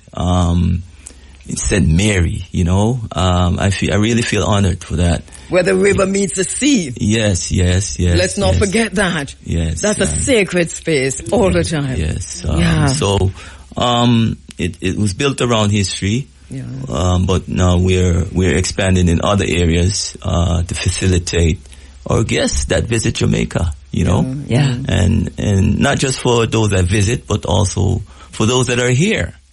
Right. Let's start there. We accommodate our local market, so it's not out of reach then. So that families who are listening can come by. Take, you're looking for somewhere to take your children. You're looking for somewhere to go with your families. This is a nice place to go and just enjoy so much. Yes. And do you then lure them to the museum? Because zip line is fine, and what else did you say? It's all nice and good yes, activities. Horseback riding. Let's not forget that. ATVs. Yeah. And, yes, so, and you, we have a restaurant on. Do not forget that. On property also, so you Right. can eat. And it's 30 acres. Maybe you just want to hang out, just walk around. Exactly. Let me just say to the chef that I'm coming by shortly. I can do with the rondong thing. I don't know if you have rondong on the menu today. Okay, I don't know. But I'm not going to pressure you though. If you don't have rondong, Alright, you don't Cabo. have I'm sure the chef is probably listening, right? well, there you go. Maybe look out for rundown for Cabo. Yes, I'm coming by shortly. Okay. And remember my coffee. Yes, But David, I want to thank you Oh, so much. I forgot. And these guys will probably string me up. Yeah. We do we do rafting also. How could I forget that? I don't know. I don't know. Yeah. So all of the guys at RAF, okay? So yeah, we do rafting also. Right. All right. Greetings to everyone Yes. on Rainova Village. David, we'll talk to you again very, very soon. I do know you have to go. You have guests coming in today. But I'm going to stop by. I'm going to swing by. Yes, Yeah. and thanks again for having me. Sitting here between both your guests. Yeah. And just remember, thought is important, man. You know, and we become manifestation of our thoughts. And We it's are what all we up to think. our choice also, no? Yeah? Yes. Yeah, what you choose. And I think it's a brilliant place to leave that. We become the manifestation of our thoughts. Think on these things. All right. So thank you so much, David. Thank you so much. All right. Quickly, let me just say this. Listen up. Top draw dollars, pick 2, pick 3, pick 4. Hot pick and cash pot early bird draws are coming up next. Time on Ira FM is 8:30 and we're standing by for the cash pot draws. All right. Yeah, I think we have that. No? All right. So we're standing by for the cash pot draws. Just to remind you that the Peter Tosh. Okay, here we go. Interested. I mean, this is crazy, isn't it? We should do this every week. Well, there you go. There you go. All right. You're inside of the Africa Forum. It is Running Africa, and we're going on till 10 o'clock. That's when the Big A comes in with the Sunday Sunshine. Thank you so much for joining us on the 107s. You must know the call signals by now. 107.1. 0.1, 0.3, 0.5, 0.7, and There you go. 0.9. And that's why I say all the way to 107.9. And on the internet at irafm.net. You can listen to us free on the internet, by the way. Just go irafm.net, www.irafm.net, and we're free online. We're also free on the Google Play Store. So download the app and you can listen to IRFM free there wherever you are in the world. So tell your friend to tell your friend to tell your friend that you can get us anyway. If you have no radio and no phone and you have a TV and you're connected to Flow or DigiPlay, so Flow is channel 822 and DigiPlay is something. DigiPlay something. Leticia, this is your duty, Leticia. Please don't tell me what, because you're listening on DigiPlay. So please don't tell me what you're listening on. Is it 684 or 784? It's one of them. And might I make a suggestion, Kabu? Yeah, go ahead. These shows should all be recorded for people who cannot make it at this time of day, wherever they are on the globe. They are recorded, let me just say. But where can I we think find you them? should be able to find them in the IRFM archives if you go back to irfm.net. Should be, I say. Should be. So, Mr. IT Manager Garfield, please give me a call to let me know if this is up to date. But this is how you can find them. But I know in an age of all the rest of it that we talked about this morning, I do agree with you. Yes. Yeah. You should be able, when you go home today, just share the link to your followers online. Yeah. Or just go to your IRFM YouTube and boom, there it is. There it is. It should be there. It should be there. So there you go.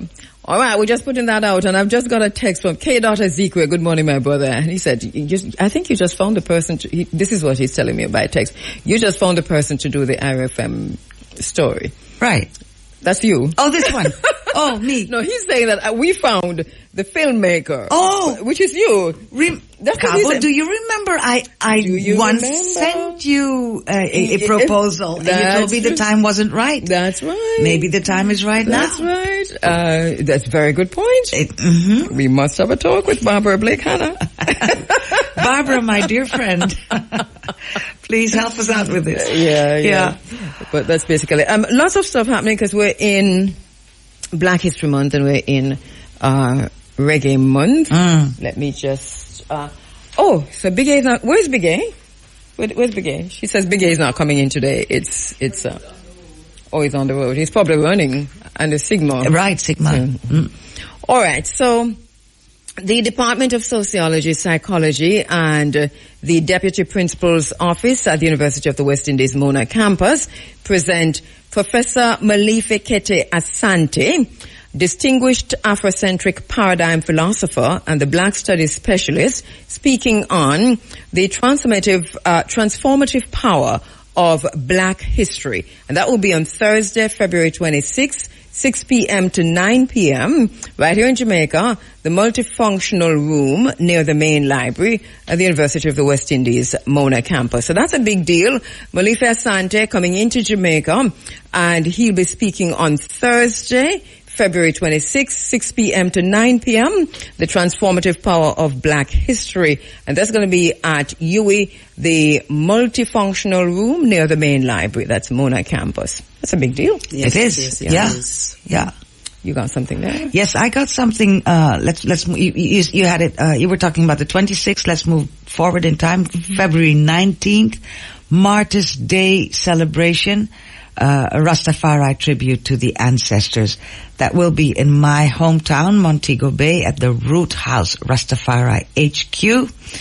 And libation will be poured, Nyabingi drumming and chanting, Martyrs' Day tribute ceremony, and Rastafari reasoning and historical reflections, which I guess joins in with what David was telling us. It's about thought, it's about education. And once again, just repeat the information. The information is Thursday, February 19th from 3 p.m. to 9 p.m.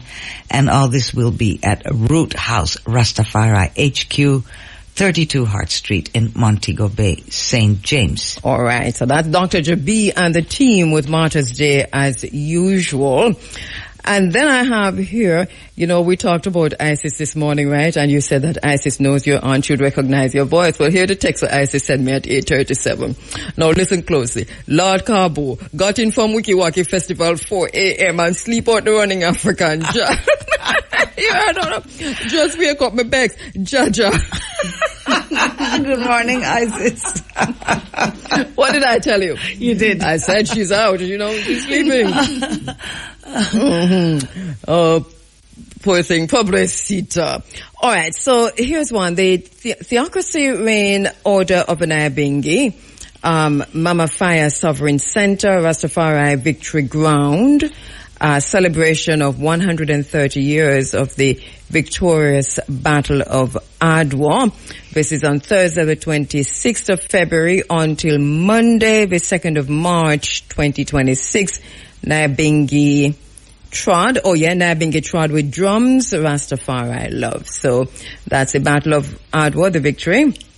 The celebration continuing at Mama Fire Sovereign Center, and that's starting on Thursday. It goes all the way through to Monday, March 2, Rastafari Victory Ground. Yeah.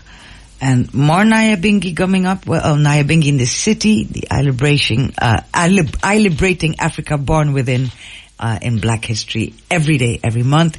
And that's a soft launch and the consecrating of the ground of iNation Books and Necessities new headquarters, which will be on 2A Milk Lane, Queensbridge, Spanish Town Road in West Kingston. And that's tomorrow, 6 p.m. to midnight, and will include Groundation Isis, drumming, chanting, idle food, natural juice, reasoning, and community energy.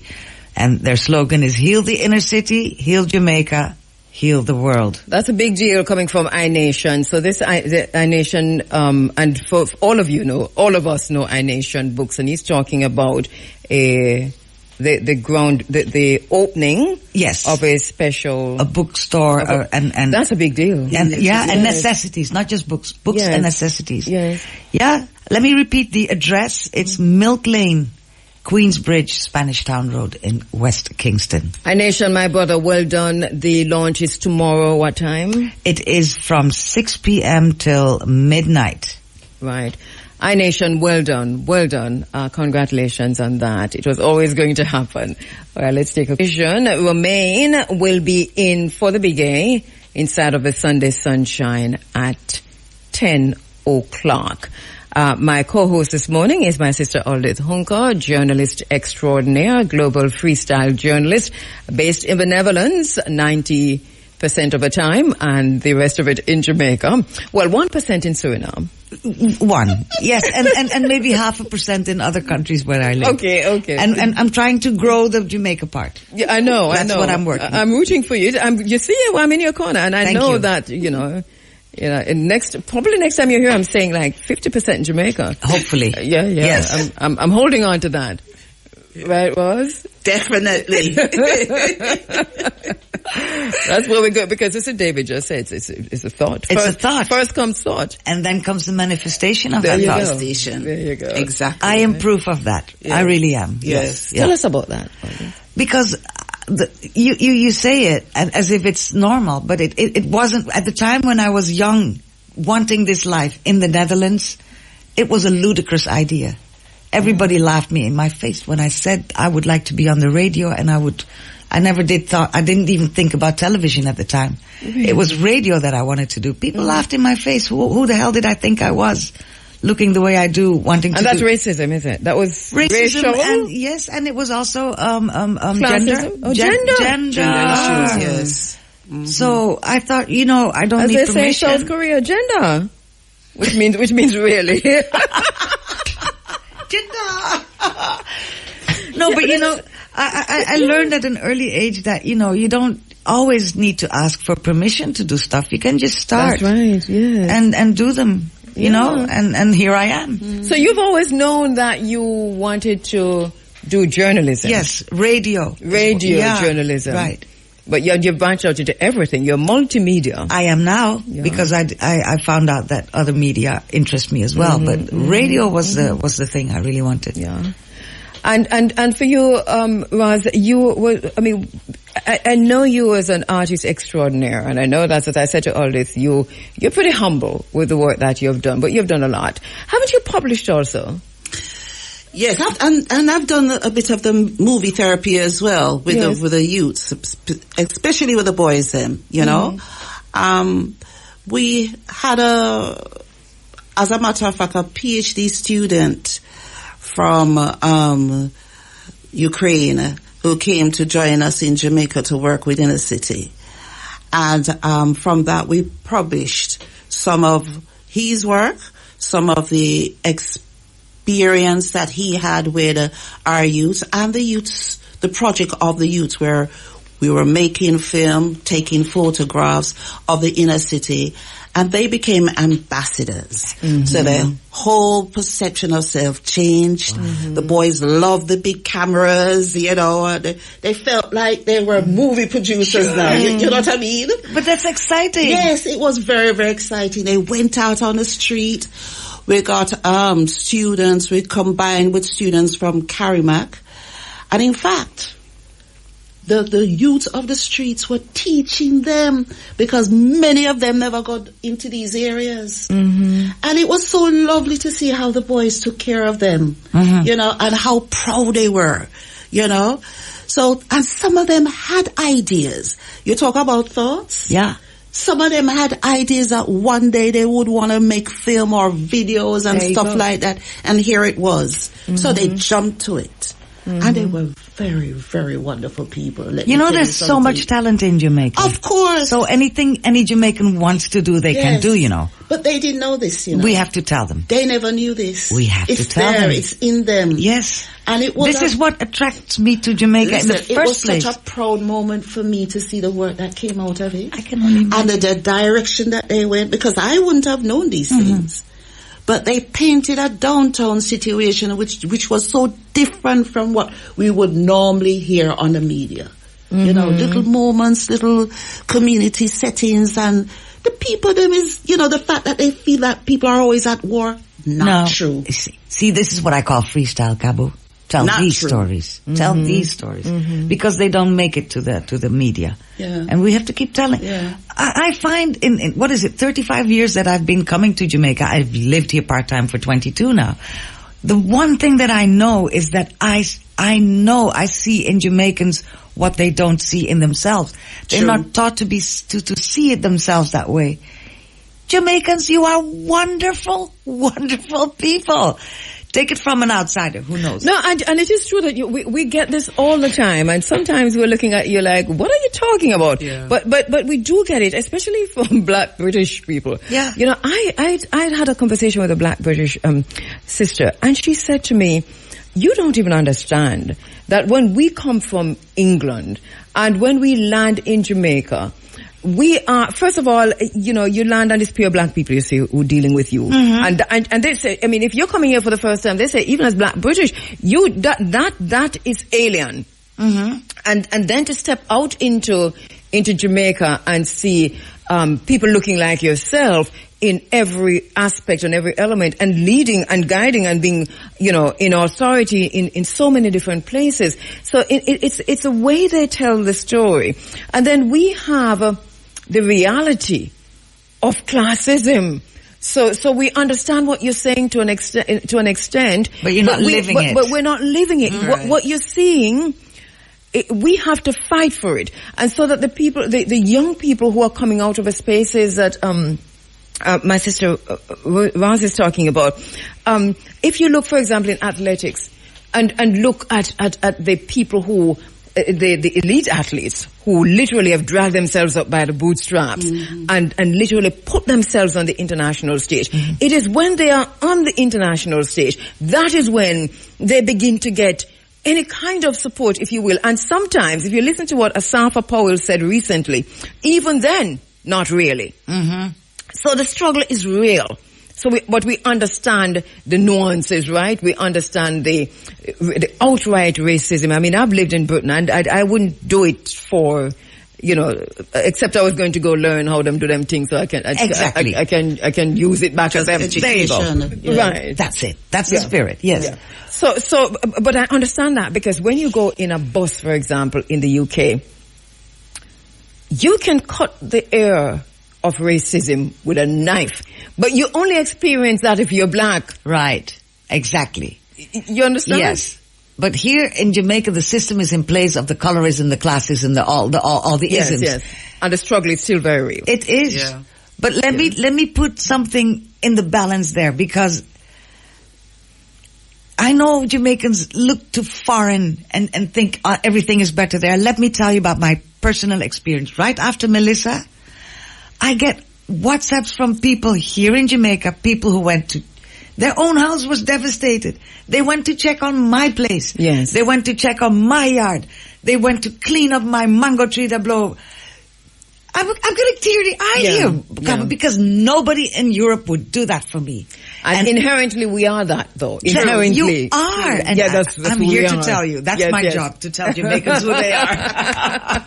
We welcome it. Yes. Sometimes you think you're losing it because you're losing community. Yeah. But it's there. But it's there. Yeah. And we saw that during and after hurricane. I mean, the outpouring of love. But I'm from foreign, Roz. Why did they come take care of my stuff? I'm from foreign. When it come on to Jamaican people, them don't look at it that way. But that's why don't Jamaican people know that of themselves, that is a great thing. The grooming again. We need to change the education. Let me just shut up for a minute. No, go right ahead. I'm enjoying. No. Look, you don't know how me caught. I'm enjoying this. It's been twisted up with how we've been educated. Yes, it is. The stiff upper lip. Yeah. You deny yourself any kind of pain you feel. Right. Push it away. You're strong. You know? Resilience. Resilience.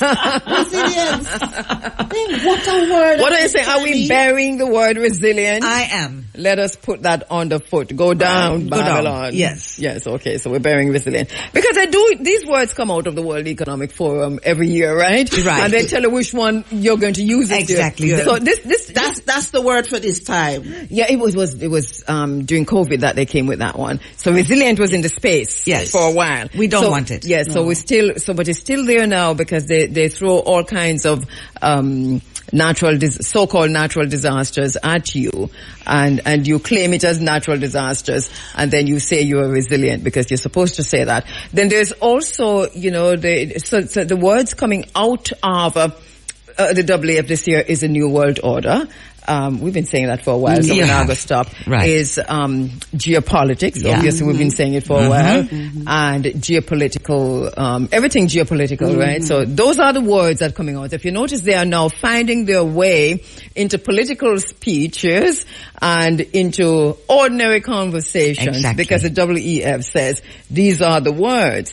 Granted, we've been using them for a very long time. Yes, but we used to have to explain to everybody what we meant by them. I know. And now people know. And now they know. So Mark Carney came out and he gave a non-speech, a speech that said really nothing much, but he was celebrated for it. And this is how crazy we can get, because you celebrate a speech that more or less said nothing. But that's the whole, you've been talking about this for years on end. The whole cultus of the sub-mediocre is what I'll call it.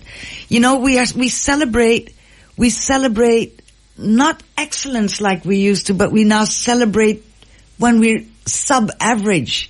This is kind of a popular kind of... Yeah, and what do you keep calling it? I call it programming, you call it grooming. It's the same thing. It's the same thing. How can you keep a people down is you tell them that being average is already great. Have to cut right in. I'm so sorry because our colleagues are out there and they are running. And I'm going to go back now to a live link from the Sagicor Sigma Run happening in Kingston under the theme Run for the West. And Giovanni is tired and sweating and just stopping for a moment to have this conversation with me. Giovanni, over to you. Kabu, you're here in Kingston, man. I know. Listen to me. I heard you ladies talking about the word resilience, and I can tell you, there was quite a lot of that throughout this campaign. Trust me. We can't bury it. No, Jamaica, I can tell you it was a fun experience. It's been a while since I've, gone on a 5K, of course, and so I can tell you it was a bit challenging. Very cool weather. The environment was very, very clean, fresh air and everything. So, good and bad. My feet are a bit tired, of course, but I persevered and I'm here at the finish line. Congratulations. I want to say, Jamaica, a special thank you from the Sagicor family before I end into my interviews. We started off the race. Before we started, the aim was at $150 million.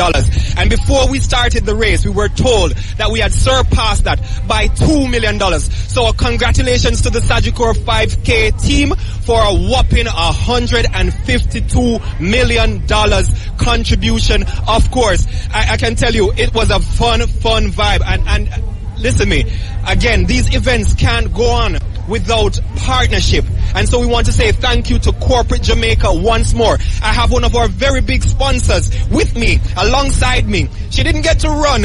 I'm a bit disappointed, but I'm going to introduce her nonetheless. Ladies and gentlemen, help me introduce Miss Alani Bromley, the Senior Brand Manager for Beverages at Catherine Speak. Good morning, Mrs. Bromley. Good morning. How are you? I'm a bit tired. I know a bit of walking back and forth to make sure our patrons are hydrated with Catherine Speak spring water, but good nonetheless. Absolutely. Tell me, Sigma is known as the largest charity road race in the Caribbean. From your corporate standpoint, why is it important for brands like Catherine Peak to be part of these collective impacts? Well, let me tell you, Catherine Speak has been sponsoring the Sagicor Sigma Run for about 28 years, a long time. And the thing is, this initiative really aligns with what we stand for as a brand, health, wellness, and giving back to the Jamaican community in a meaningful way. I mean, when you think about it, the theme this year is Run for the West, Donate for the Cause. And we know the devastation that Hurricane Melissa brought with her.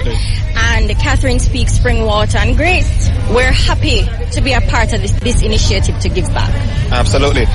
I'll ask you then, I don't really want to go into your pocket, but do you mind sharing what was the sponsorship package like for St. Catherine's Catherine Speak, sorry. All right. So Grace Foods and Catherine Speak, in value, we have contributed about $12 million. $12 million. Yes, it's a chunk, but when you think about it, you know, or consumers or patrons, they have supported us over the years, and so this is really a way for us to give back in a very, very meaningful way that means something to Jamaica. I can see it based on your facial expression, just how you talk. You're very passionate about what you're saying. Yes. And so my final question to you, Mrs. Bromley, is with thousands of runners and walkers participating today, how does an event like Sigma help Catherine Speak connect with its consumers? So it helps us to connect in a very authentic and relevant way. We get an opportunity to really show consumers what the functional benefits are for Catherine Speak. It's naturally treated, it's naturally alkaline with pH 8, which means that you're getting minerals in your body, and for an event like this you need peak hydration for peak performance. Absolutely. Also, we're able to engage with our patrons or consumers from the start of the line, in the middle, to the end, and then we also have our booths that we're giving away. A bit of stuff. We have our 360-degree camera, so persons are able to engage with us. So it's really a meaningful initiative for us. And we do thank you for your support and contribution, of course. Shout out to the Catherine Speak Grace Kennedy family. That was Mrs. Alani Bromley, Senior Brand Manager for Beverages at Catherine Speak. We're going to quickly hand over to Miss Kadian Booth, the Director for Strategic Work Solutions. Miss Booth, quickly, tell us what is Strategic Work Solutions? So my role as a Strategic Workforce Solutions Director is basically to build relationships across the Caribbean with our partners like Sagicor, like Nurses Association of Jamaica, like Jamaica Teachers Association, just aligning with their initiatives and seeing how we can support them along the way. Okay, wonderful. So why did your company actually choose to be a partnership or a sponsor for the Sigma Run this year? It's our second year. It's our second year as a platinum sponsor, and we truly believe in running for the cause. Running for the cause is tied directly into our mission here at Walden University. We do believe in social change, and we have a lot of alumni here on island, a lot of students that attend Walden University here in Jamaica. So we just want to ensure that they know that we're aligned with them in many ways, including their cause. You know, we have a popular saying here in Jamaica, people are run from good. So I'm assuming that last year went so well, you had to come back this year. So I'll ask you, what's your most rewarding experience of being a part of this program? Oh my gosh, the rewarding experience is seeing our students and our alumni that come and participate. Last year we had about 120 or so, between 100 to 120 that participated. This year we have 170, and we're hoping that we continue to grow those numbers. Absolutely. And be a part of the Sigma Run.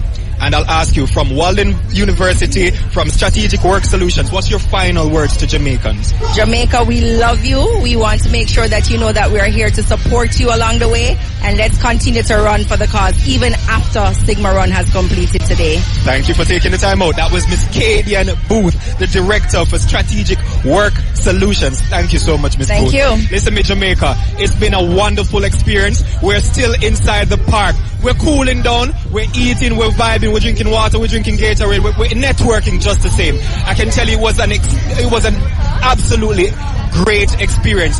Do not miss the 2027 staging of the Sigma 5K run. Of course, we achieved our goal today, $152 whopping million. Shout out to the Sagicor team and every partner, of course. I won't take up much more of your time, Kabu. Thank you for accommodating me here today. I want to say a shout out to Keith Faulkner, my engineer, Jacqueline Burnett, my producer, my friend Daryl Forshaw, who helped me out with social media today. And for the final time today, it's a pleasure. Giovanni White signing out. Brilliant work, Giovanni. Have a good one. You sound like you did really run for true. I don't know if you really run in the same run. Mr. Cabo. Yes, Listen Gio. to me. Yes, Gio. Mr. Mr. The 3K, Mr. Ready.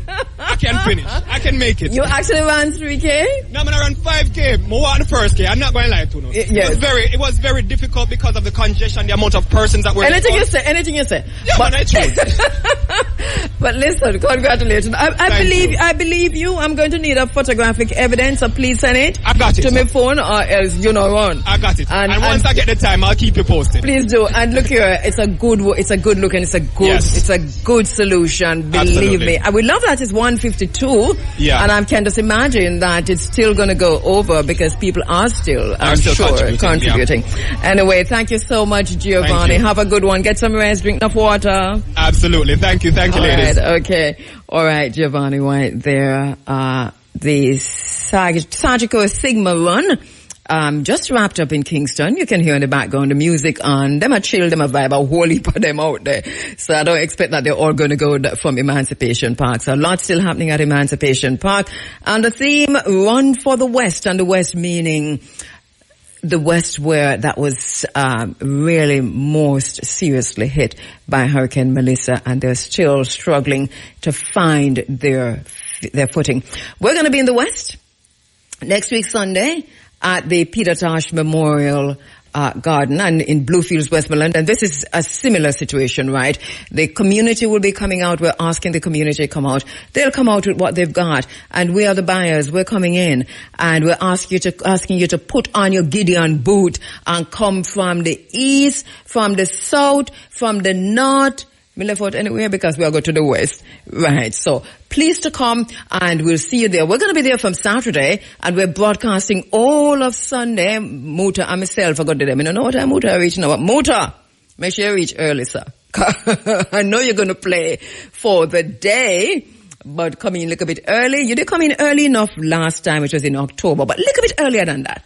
All right. So see you next week in Westmoreland. As a matter of fact, after this break, we're going to be talking to Dave Tosh himself. If you've ever talked to anybody who be running African, you'd have spoken to Vivian Stewart or Shamara Preston, right? And Shamara's been away for a good little while. Partially away because me don't know else it is. I've been here up on the radio Tuesday night.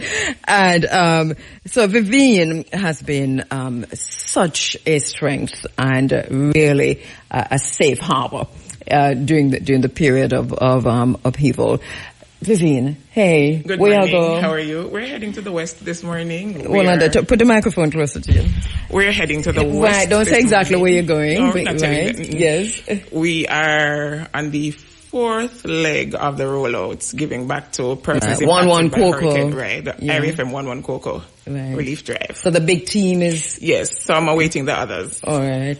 So, this how many times? Because this has been going on since a little bit after the hurricane. A little bit after the hurricane. Mm-hmm. So the persons are really bringing in what we're asking for. Yes, supplies. And we're so grateful. Mm-hmm. The support has been overwhelming. Wow. Our loyal listeners, we have had a few sponsors as well. Mm-hmm. And we are really, really grateful. People giving out of the little that they have to help our brothers and sisters in need. And so IRFM has managed to go into many, many different communities. A lot of the hardest hit areas. We have been to St. Anne twice. The team went to the Hanover last time, and we're heading back on the road this morning. Congratulations to the team. And I know it's being led by DJ Sunshine. Sunshine, great work and what leadership on this that she's gone out and she's really done a brilliant job in leading the team and getting the buy-in from the entire team to not just ensure that things, packaged nicely, but also that the team hit the road. Yes, and the people who need the supplies get them.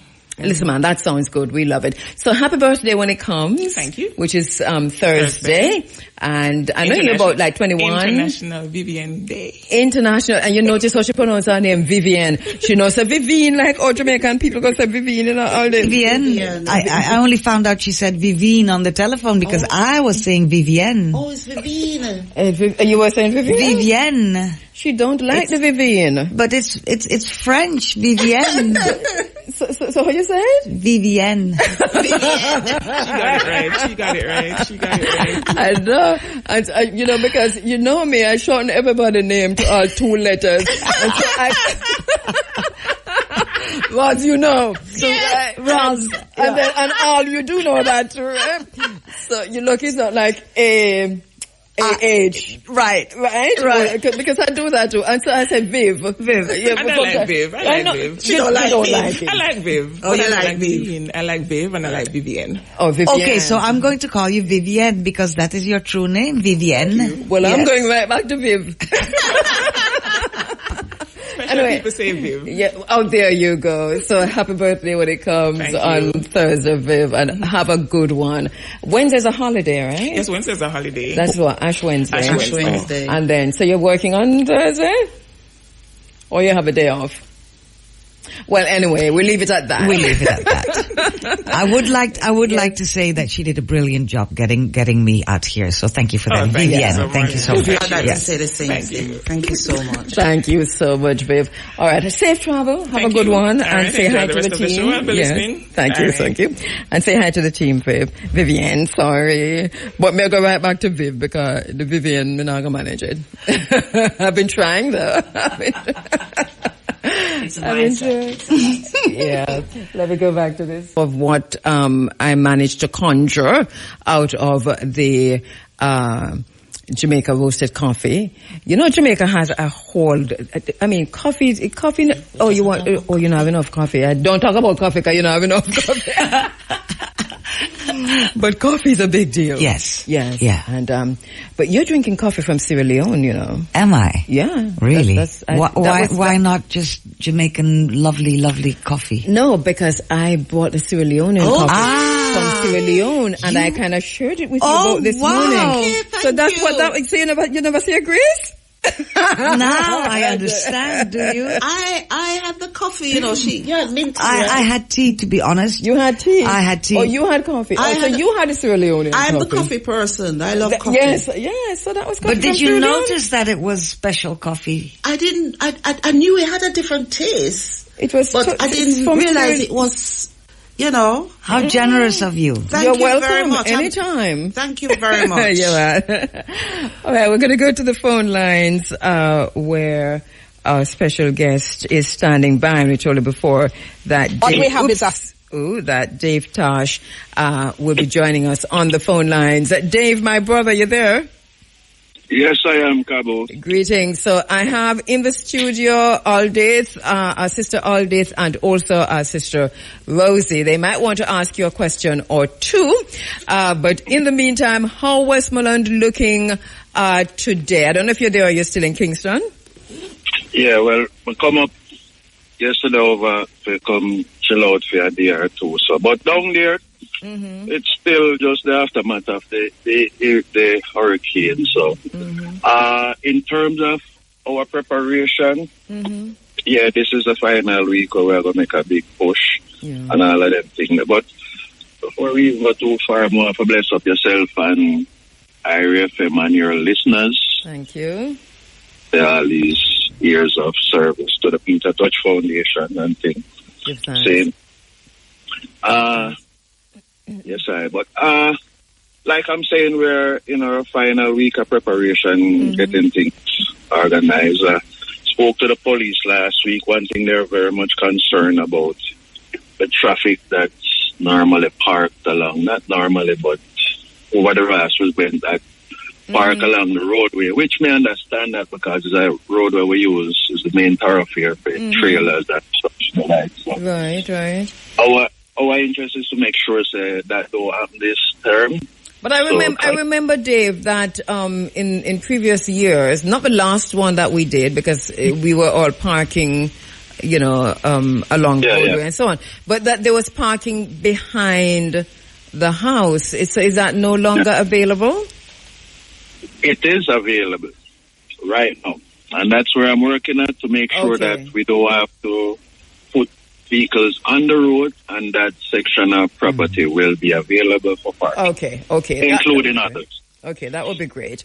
All right. Yeah. So that concern is being addressed even as we speak. Because we're talking about being right on this, the narrow road that separates the Peter Tosh Memorial Gardens from the sea is really already as narrow as it is. So it makes sense to have that parking area. All right. What other issues are we looking at? Because we're asking, talk to us about what's going to happen there with the the range of goods that will be available? Because people are coming in with all kinds of stuff for sale. Do you already know what will be there? No, it would be more likely this week you will know that.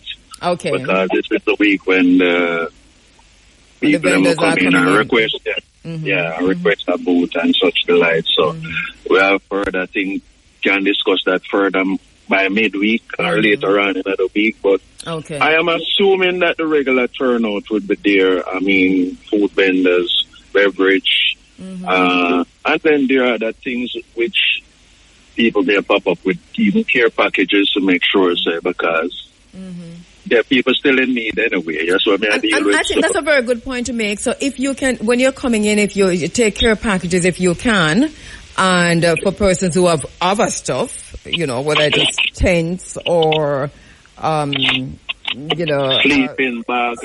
There you go. What the people need now. People really need to rebuild, and that is what I look for. Any little thing where you even want hammer. It's what me I say. Yeah. So it's that the people that I look for. So it's like me say, it's part of this where I am now using this opportunity to appeal to the immediate people in Belmont, which I talked to a couple of them, and I know a few of them will be in support and be in their cause. Make them know, say, just come in and set up a stall, because you know the whole way have to rebuild. If not, I'm have to rebuild. Yes. Because when the hurricane come, it never come for one man, no stop at the whole way people. Well, I'll have a talk with DJ Sunshine too, and see, you know, if from the IRFM 11 Cocoa Basket, if, you know, the IRFM team will be able to take anything down when we're coming on the weekend, because that would also make sense. Yeah, we definitely appreciate that, because at least we could show a piece of yellow yam in the cocoa basket. That's spice it up. So, you know. Yes. And I was glad to know that the Peter Touch Foundation is on board and in 100% support of what is happening. Right. Yes, and it's like I say, it's a people thing, and that is where we're working towards right now. We're looking forward to it as usual. I know we're coming in a whole different vibe, because when we were there in October, obviously it was raining, and we thought that was a big deal. But now you're talking about the aftermath of a hurricane, where so many persons who would have lost their houses, their roofs. I mean, so much has been lost, and well, I can just imagine you've told me what has happened to the house, Peter Tosh's mom's house. So we'll see that when we come down. But I know we are expecting, I'm just saying this to the Wilder Jamaica, that we're expecting that when we go, it's not going to be the same as before for those who haven't gone down there before. And this is why we have to travel with the thought in our mind, the thinking that we're also going to assist however we can help. So take what you can in terms of the care packages. I know Belmont Academy is just down the road.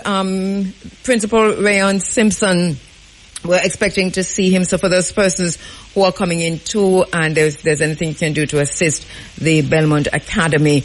Do you know what's the situation now? Because I know that Belmont Academy was hit hard. Yeah, I know. I talked to him shortly after the hurricane, and when he tell me, I couldn't believe it, because actually when you pass on the roadway, you might see minor damage, but the extent was on the inside and other ways. Yeah. But I don't talk to him recently, but I know him is listening to you right now and myself. Yes. Saying that the man were highly respect Peter and what we're doing, and just the whole vibes of the event. That's what I say. So, but I know the school is back up, and basically our school run, when we realize the school run in them ways, you know. It's the student them get to go to school 2 to 3 days per week, because there's not enough accommodation to hold the entire school one time. So some got 3 days, some got 2. Next week, some got 2 and some got 3. And this is happening across Jamaica. We're not sure if that's what's happening in Belmont, but I can just imagine because of... But that's all along the Westmoreland side, that's the Seago. Okay. Yes, ma'am, I say. I assume St. Elizabeth and other places might be a part of it too, because some of the school them even still even occupied by people who will lose their homes. You see, so I didn't look at it. Yeah. Well, we're coming in with Gideon Boots. We're coming to see what needs to be done. And I know the work has been ongoing because we're talking about a few months that have passed. Yeah. But we're also, and I know that IRFM has been in the area and will be back in the area. But on Sunday, the 22nd, we're meeting at the Peter Tosh Memorial Gardens, and we're listening to Peter Tosh. And we're also, the other artists will be there. Tell me about the artists who will be there. Yeah, well, spoke to a few which here and Addis. I thought the turbulence, and without question or hesitation, I'm glad to come get the people of my strength. Bushman, even Cutty Ranks, I mean, me and him chat for hours. That's a lot. Just, I go through life journey. That's what me I deal with. So the man them are come give us strength, and it's to give back to the people and to open their eyes and make them realize. Because a lot of things, just in talking and reasoning, because even the General Cutty Ranks in Massaboy, they know enough time I don't get, but very. Yes, what me I deal with, but everybody play them role. Yes, what me I deal with, and the artists them did turn out, and it's like me, even myself. Initially, when as soon as the word opened, me have my vehicle full and reach a Westmoreland, and once would call me and say, Dave, you need to have photographic evidence of this. I said, let me tell you something. I said, them people are people that I grow with, and half of the community related to. That's what I deal with, and I either know the people in the line, them children or them grandchildren, and there is no way me gonna look no credit after that. I don't know what kind of evidence you need, but you will have to find your own evidence, because I am not going to take my phone to film devastate people living in devastation. Well, you're Peter Tosh's son, and you just sound like him a while ago. Let me just tell you that. That is not my type of thing. That's what I deal with. Right. Can I ask one question? Yeah, Dave, Aldith wants to ask a question. Yes, go ahead. Yes, Dave, wonderful stuff you're doing. Just tell me, some of us might have other plans for this Sunday. What can you tell them that will sway them and make them come to your event? What can I tell them? Well, you know, you see this event here, it's not my event. It's more than likely, and not more than likely, it is a IRFM thing. It's not just a IRFM, it's a running African thing. Let me explain to you where this thing started. It started with Kabu came to me one day. She was a little girl named Andrea then. Yes. We remember those days. Yes, so you know, long me know her then. So anyway, it's out at that. She looked at me and said, yo, Dave, you know, so one I think for Peter Pan Blackish one. 2005. 2005. Yeah. I'm looking at her and say, yeah, man, come here, man, wait. And it was underestimated by all sorts of people. I'm going to say, yo, this is what we want to see.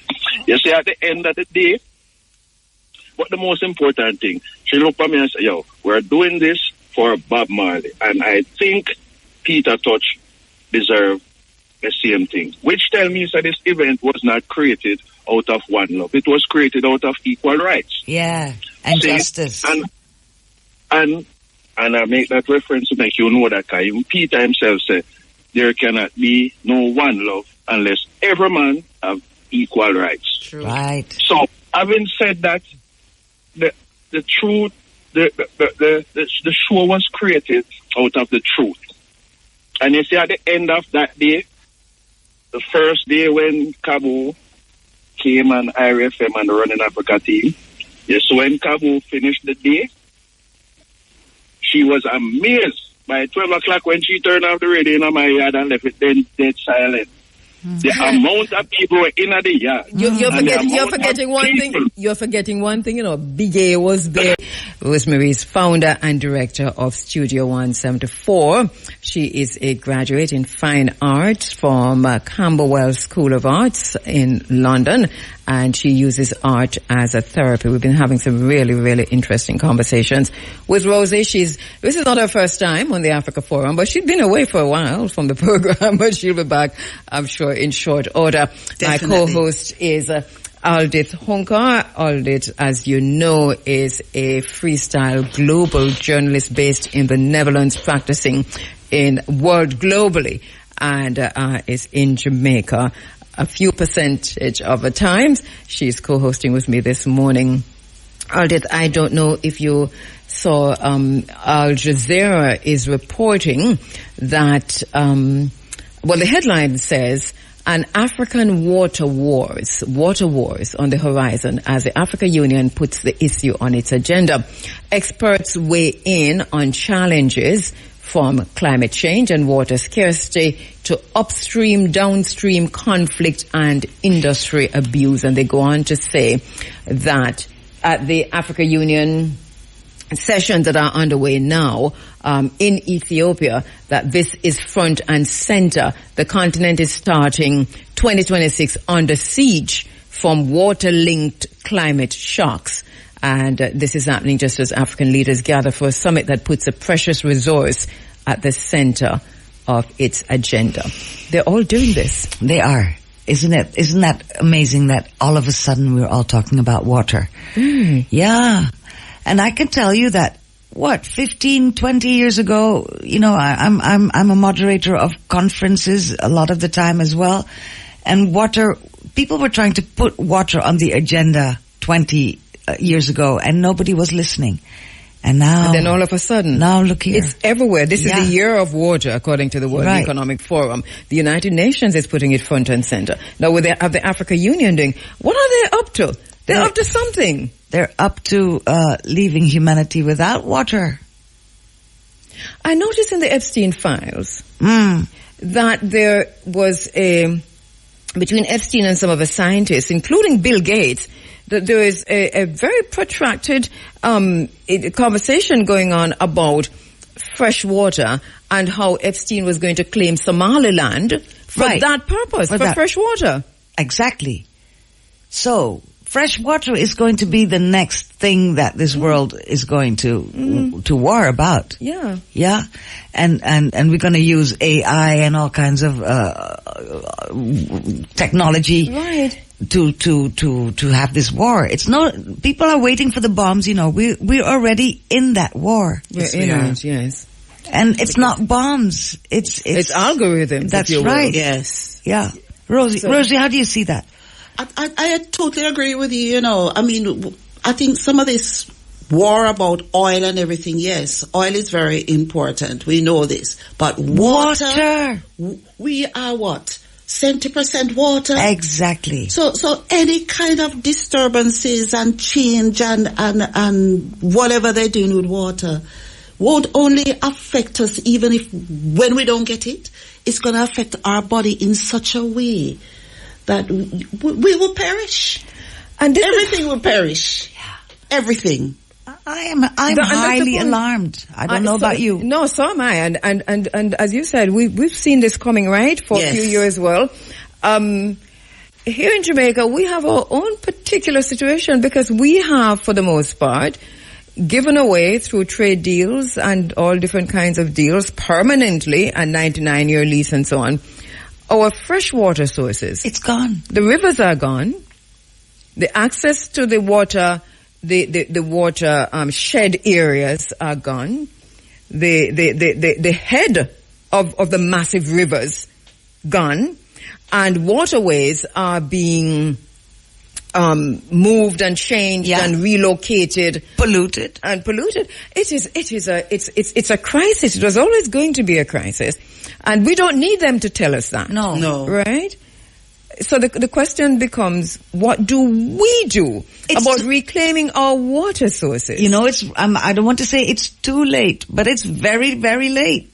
It is late. It's very, very late. It is late. And that is That is the seriousness of it. You know, Jamaica had, I think I said it earlier, Jamaica had water to sell and sunshine to sell. Yes. But Jamaica did not make money on either. Jamaica did not get rich the way it should have gotten out of those two. That is the problem. And we have given up access to that. So our people can no longer access the water sources. Do you know how serious this is? No, this is really serious. You know, so here we are because, and they're telling, so this is a water war. They're using, they're saying they're saying water war. It says so. I can read it from here. Yeah. So we've got a food war. Yeah. We've got water war. And we know there's a food war in the Ross because when they try to turn cornmeal nowadays, as they put the cornmeal in the water, I turn. I mean, I don't know how that goes. True. As they put the cornmeal in the water, I turn. You know what worse about it turns so quick? Is that, you know, we can't wait to turn cornmeal like your father used to turn. True. Because it is just too soft. You can't it's get refined. it. It's refined. I have been looking for coarse cornmeal for weeks. It's and not it's not anymore. on the island. Nobody sells it. No, it's not. It's not here. It's refined that you can find. Yeah. Yes. Everybody eating refined, with the dogs and everybody. It's leading us straight to cancer and death. That's the point. That is the point. But it's cornmeal porridge because, you know, and turned cornmeal. Turned cornmeal is one of my favorite food. Mine too. Mine too. Well, there you go. But so you see you know what I do if I kind of try and make it not so soft that you just turn pudding. I still eat the cornmeal, I have to confess. This is what my dad did, which was to put oil in, not butter. Right. But coconut oil. Yes. Right. And then the coconut oil will cause it, you put it in early enough so it won't come together like a pudding situation. That's all I can tell you now. So now I'm really hungry. That's the most I can give you. But this is, I think, we have to do more than talk about our water situation. We have this problem of access to water, fresh water and salt water and land, because it's all access to land at the end of the day, the water under land and the river under land. So it's all access to land. So, and this is a critical, serious issue that we're facing in Jamaica that we're not going to know how serious it is until our backs are against the wall, as you said earlier. Absolutely. Let it not be the backs of your mural wall. We need to be facing those walls. Yeah. No, but this is serious. This is more serious than we are even grasping right now. Yes. Because what are Jamaicans going to drink? You said earlier bottled water. It's bottled water everywhere. Yeah. Yeah. And I've been in Jamaica long enough to know, I believe water was free when I first got here for Jamaican people. Almost. I mean, because it was like negligible. Exactly. Right. You pay to the water commission, but not much. Right. Parish council it used to be before. Something like that. Right. So, and it's in your slogan, land of wood and water. No, for them slogan. No, I'm not going to do that. The thing is that the water sources, you know, the water head. Yeah. Most of the water heads are gone, you know. They're privatized. This public-private partnership. So you don't have no access to go on a blue hole like you had before. Yeah. Or no river head. True. Or no dam head. You don't have that access anymore. Those are all gone. Right. And because people think that when they buy that bottled water and it says something 876 and it has a little... I'm not going to go call... No, sorry. Yeah. I shouldn't say that. Yeah. But the fact that it says Jamaican water does not mean it's Jamaican water. That's the point. And you know, so I come from a family that has worked with water all their lives, right? I'm a child of Oshun, and as I was born into that, where everybody work in a water all them lives and different aspects of water, and when there was one time, not so long ago, when I'd put the bottle of water to my head, I said no chlorine in there. And I called the manufacturer of the water, and I'm saying no chlorine in it. And I said, well, because we come from a family of water, we get somebody to test the water in Montego Bay. And when the water was tested blindly, it had how much percentage of chlorine. It comes straight from the pipe. There you go. It came straight from the pipe. It was the percentage of chlorine in there never different from But you can the taste piped it. water. Yeah. You can taste it.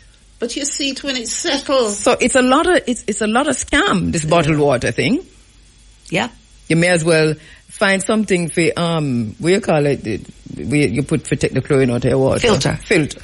Yes. That's filter your water. I filter my water, Yeah. and it tastes better than most bottled waters, which are supposedly straight from the spring. That should taste better. Well, we don't have any which spring, because Jamaicans, you see, you just need to go around Jamaica. We don't have access to the springs. There you go. It's a serious thing. I'm not joking. It's a serious It's thing. a very serious thing. I hope they keep the spring in Beaumont, which we call Bowman, Fui,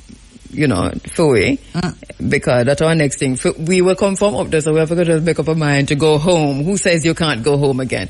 We have to go home. A lot of the rivers have dried up, and we're saying that is...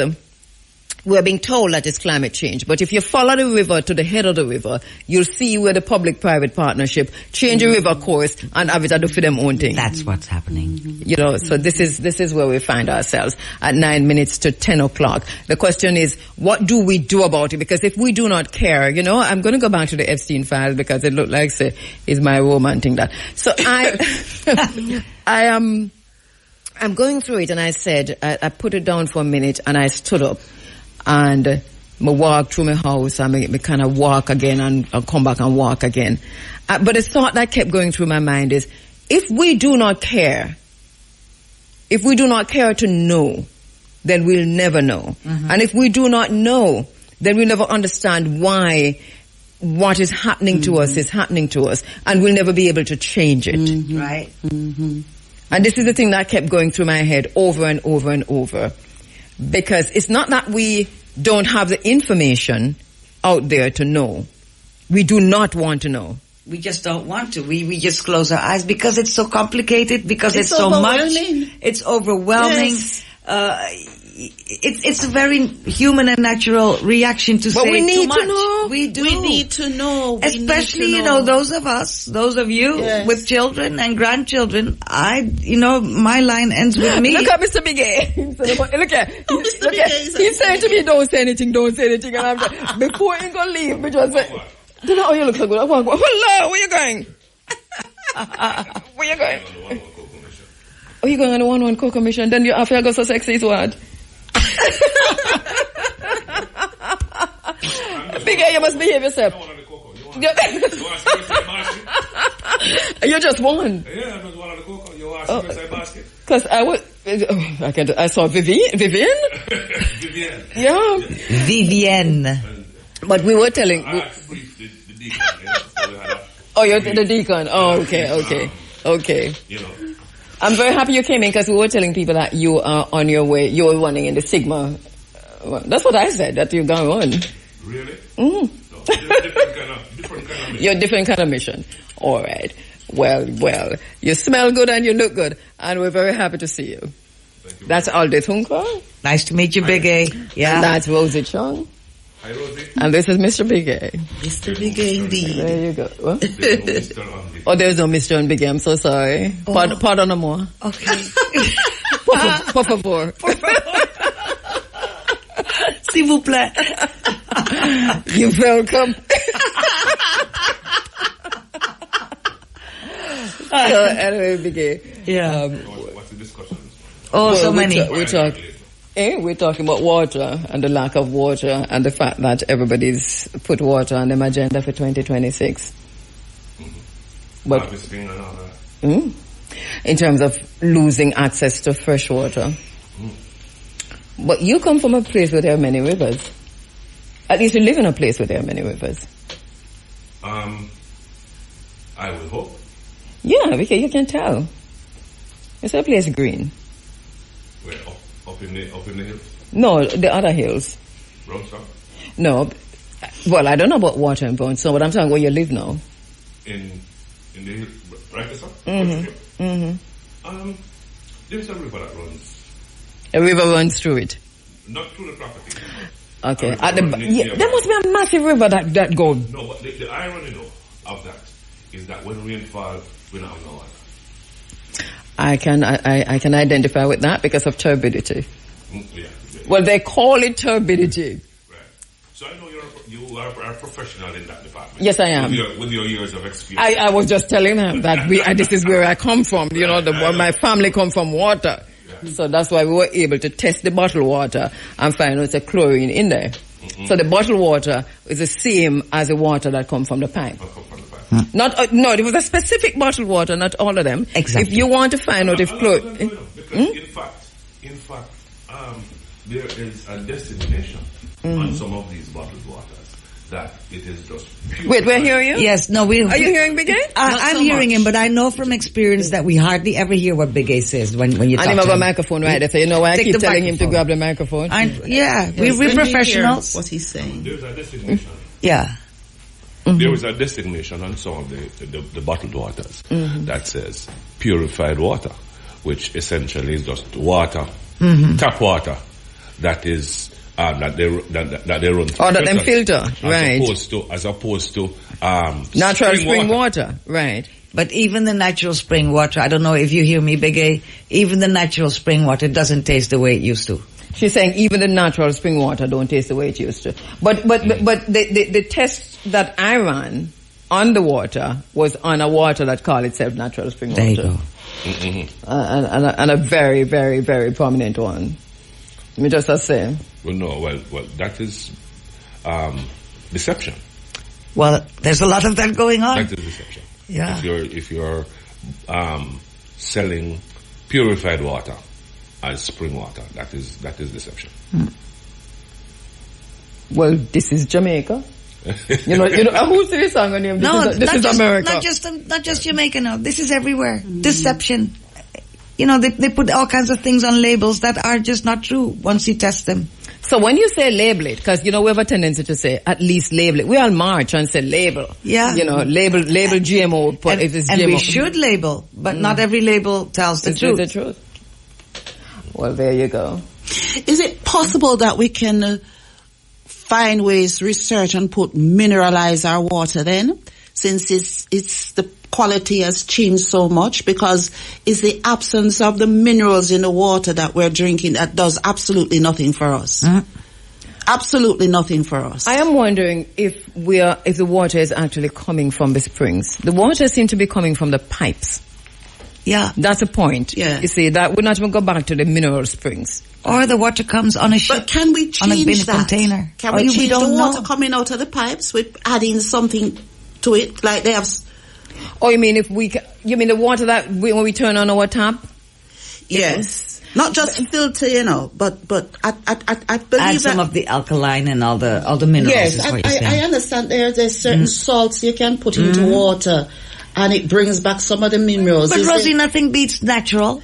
Well, and you know, and the thing about it is that a lot of our water come from springs in Jamaica, especially in the rural areas. A lot of our water come from supposedly, well, it does really, because we know these springs, right? You know, come from springs, and that is why we're so concerned about what's happening with the watershed areas, because the Rio Bueno watershed area is a massive area. And that is, we don't control that anymore. That's the one in Trelawney? No, because it extends all the way to Trelawney from White River all the way. Right. So that Rio Bueno watershed area. So even though it seems as if it's a little place that you give to China, but that is a watershed area that is connected to that entire Rio Bueno watershed area. Exactly. So you see, so all the way to Clarendon. Hey, Deacon. Welcome. Where's Big A? You see Big A? Oh, goodness. Well, I heard that you had to be school this morning. What are you going to start? No, that's a meeting, not schooling. Oh, sorry, a meeting. You went to a meeting this morning? Yeah, that's a meeting. What, tell me where you discussed this. No, tell them. Hello? No. Why don't you go on? Are you working today, sir? No. Listen, I have reason to be here. Don't worry about it. The deacon have no problem. The deacon have no problem. Why should you? Romain, you know, just to start calling Romain now, because you remember you're my son, you know, I'm doing my godfather, I'm your son, you understand? So, you're my son. So, what you talk about? Tell me. Yeah, tell me. That's the service. So you see, he was very loyal to both of us. Just the service. Yeah, you're a good boy. It works. Anyway, so thank you so much, Rosie. Let me give you a quick final word. Because we're not working today. We'll take a minute from me. Good. I just want to say to Jamaica, don't give up any hope here. Yeah. We are people that, we are the first people on this earth as a race of people. Right? And there's much mystery about us still that we are yet to discover about ourselves to share into the community. So don't give up. Don't give up. My island, don't sell out. Right. Yeah. A final word from you. Well, my co-host. Yes. Adding on to what you said, and Jamaica, please don't forget where you come from, who you were in the past, and who you still are. Mm-hmm. Let some of that rebel come back out. Let some of that authentic person come back out. And don't forget that you are the best people in the world. I know. I've seen the world, and I choose Jamaica. Thank you so much, Asante Sana. Big A. I heard from Dave Tosh that you're going to be with us in Westmoreland next week, and that George Nooks is opening your show. You know a lot that I don't. Dave just said it on the air. Really? Yes. I have not been contacted.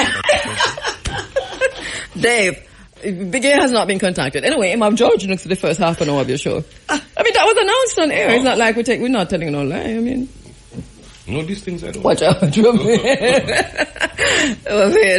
Well, Dave, somebody need to call Big A. He doesn't know.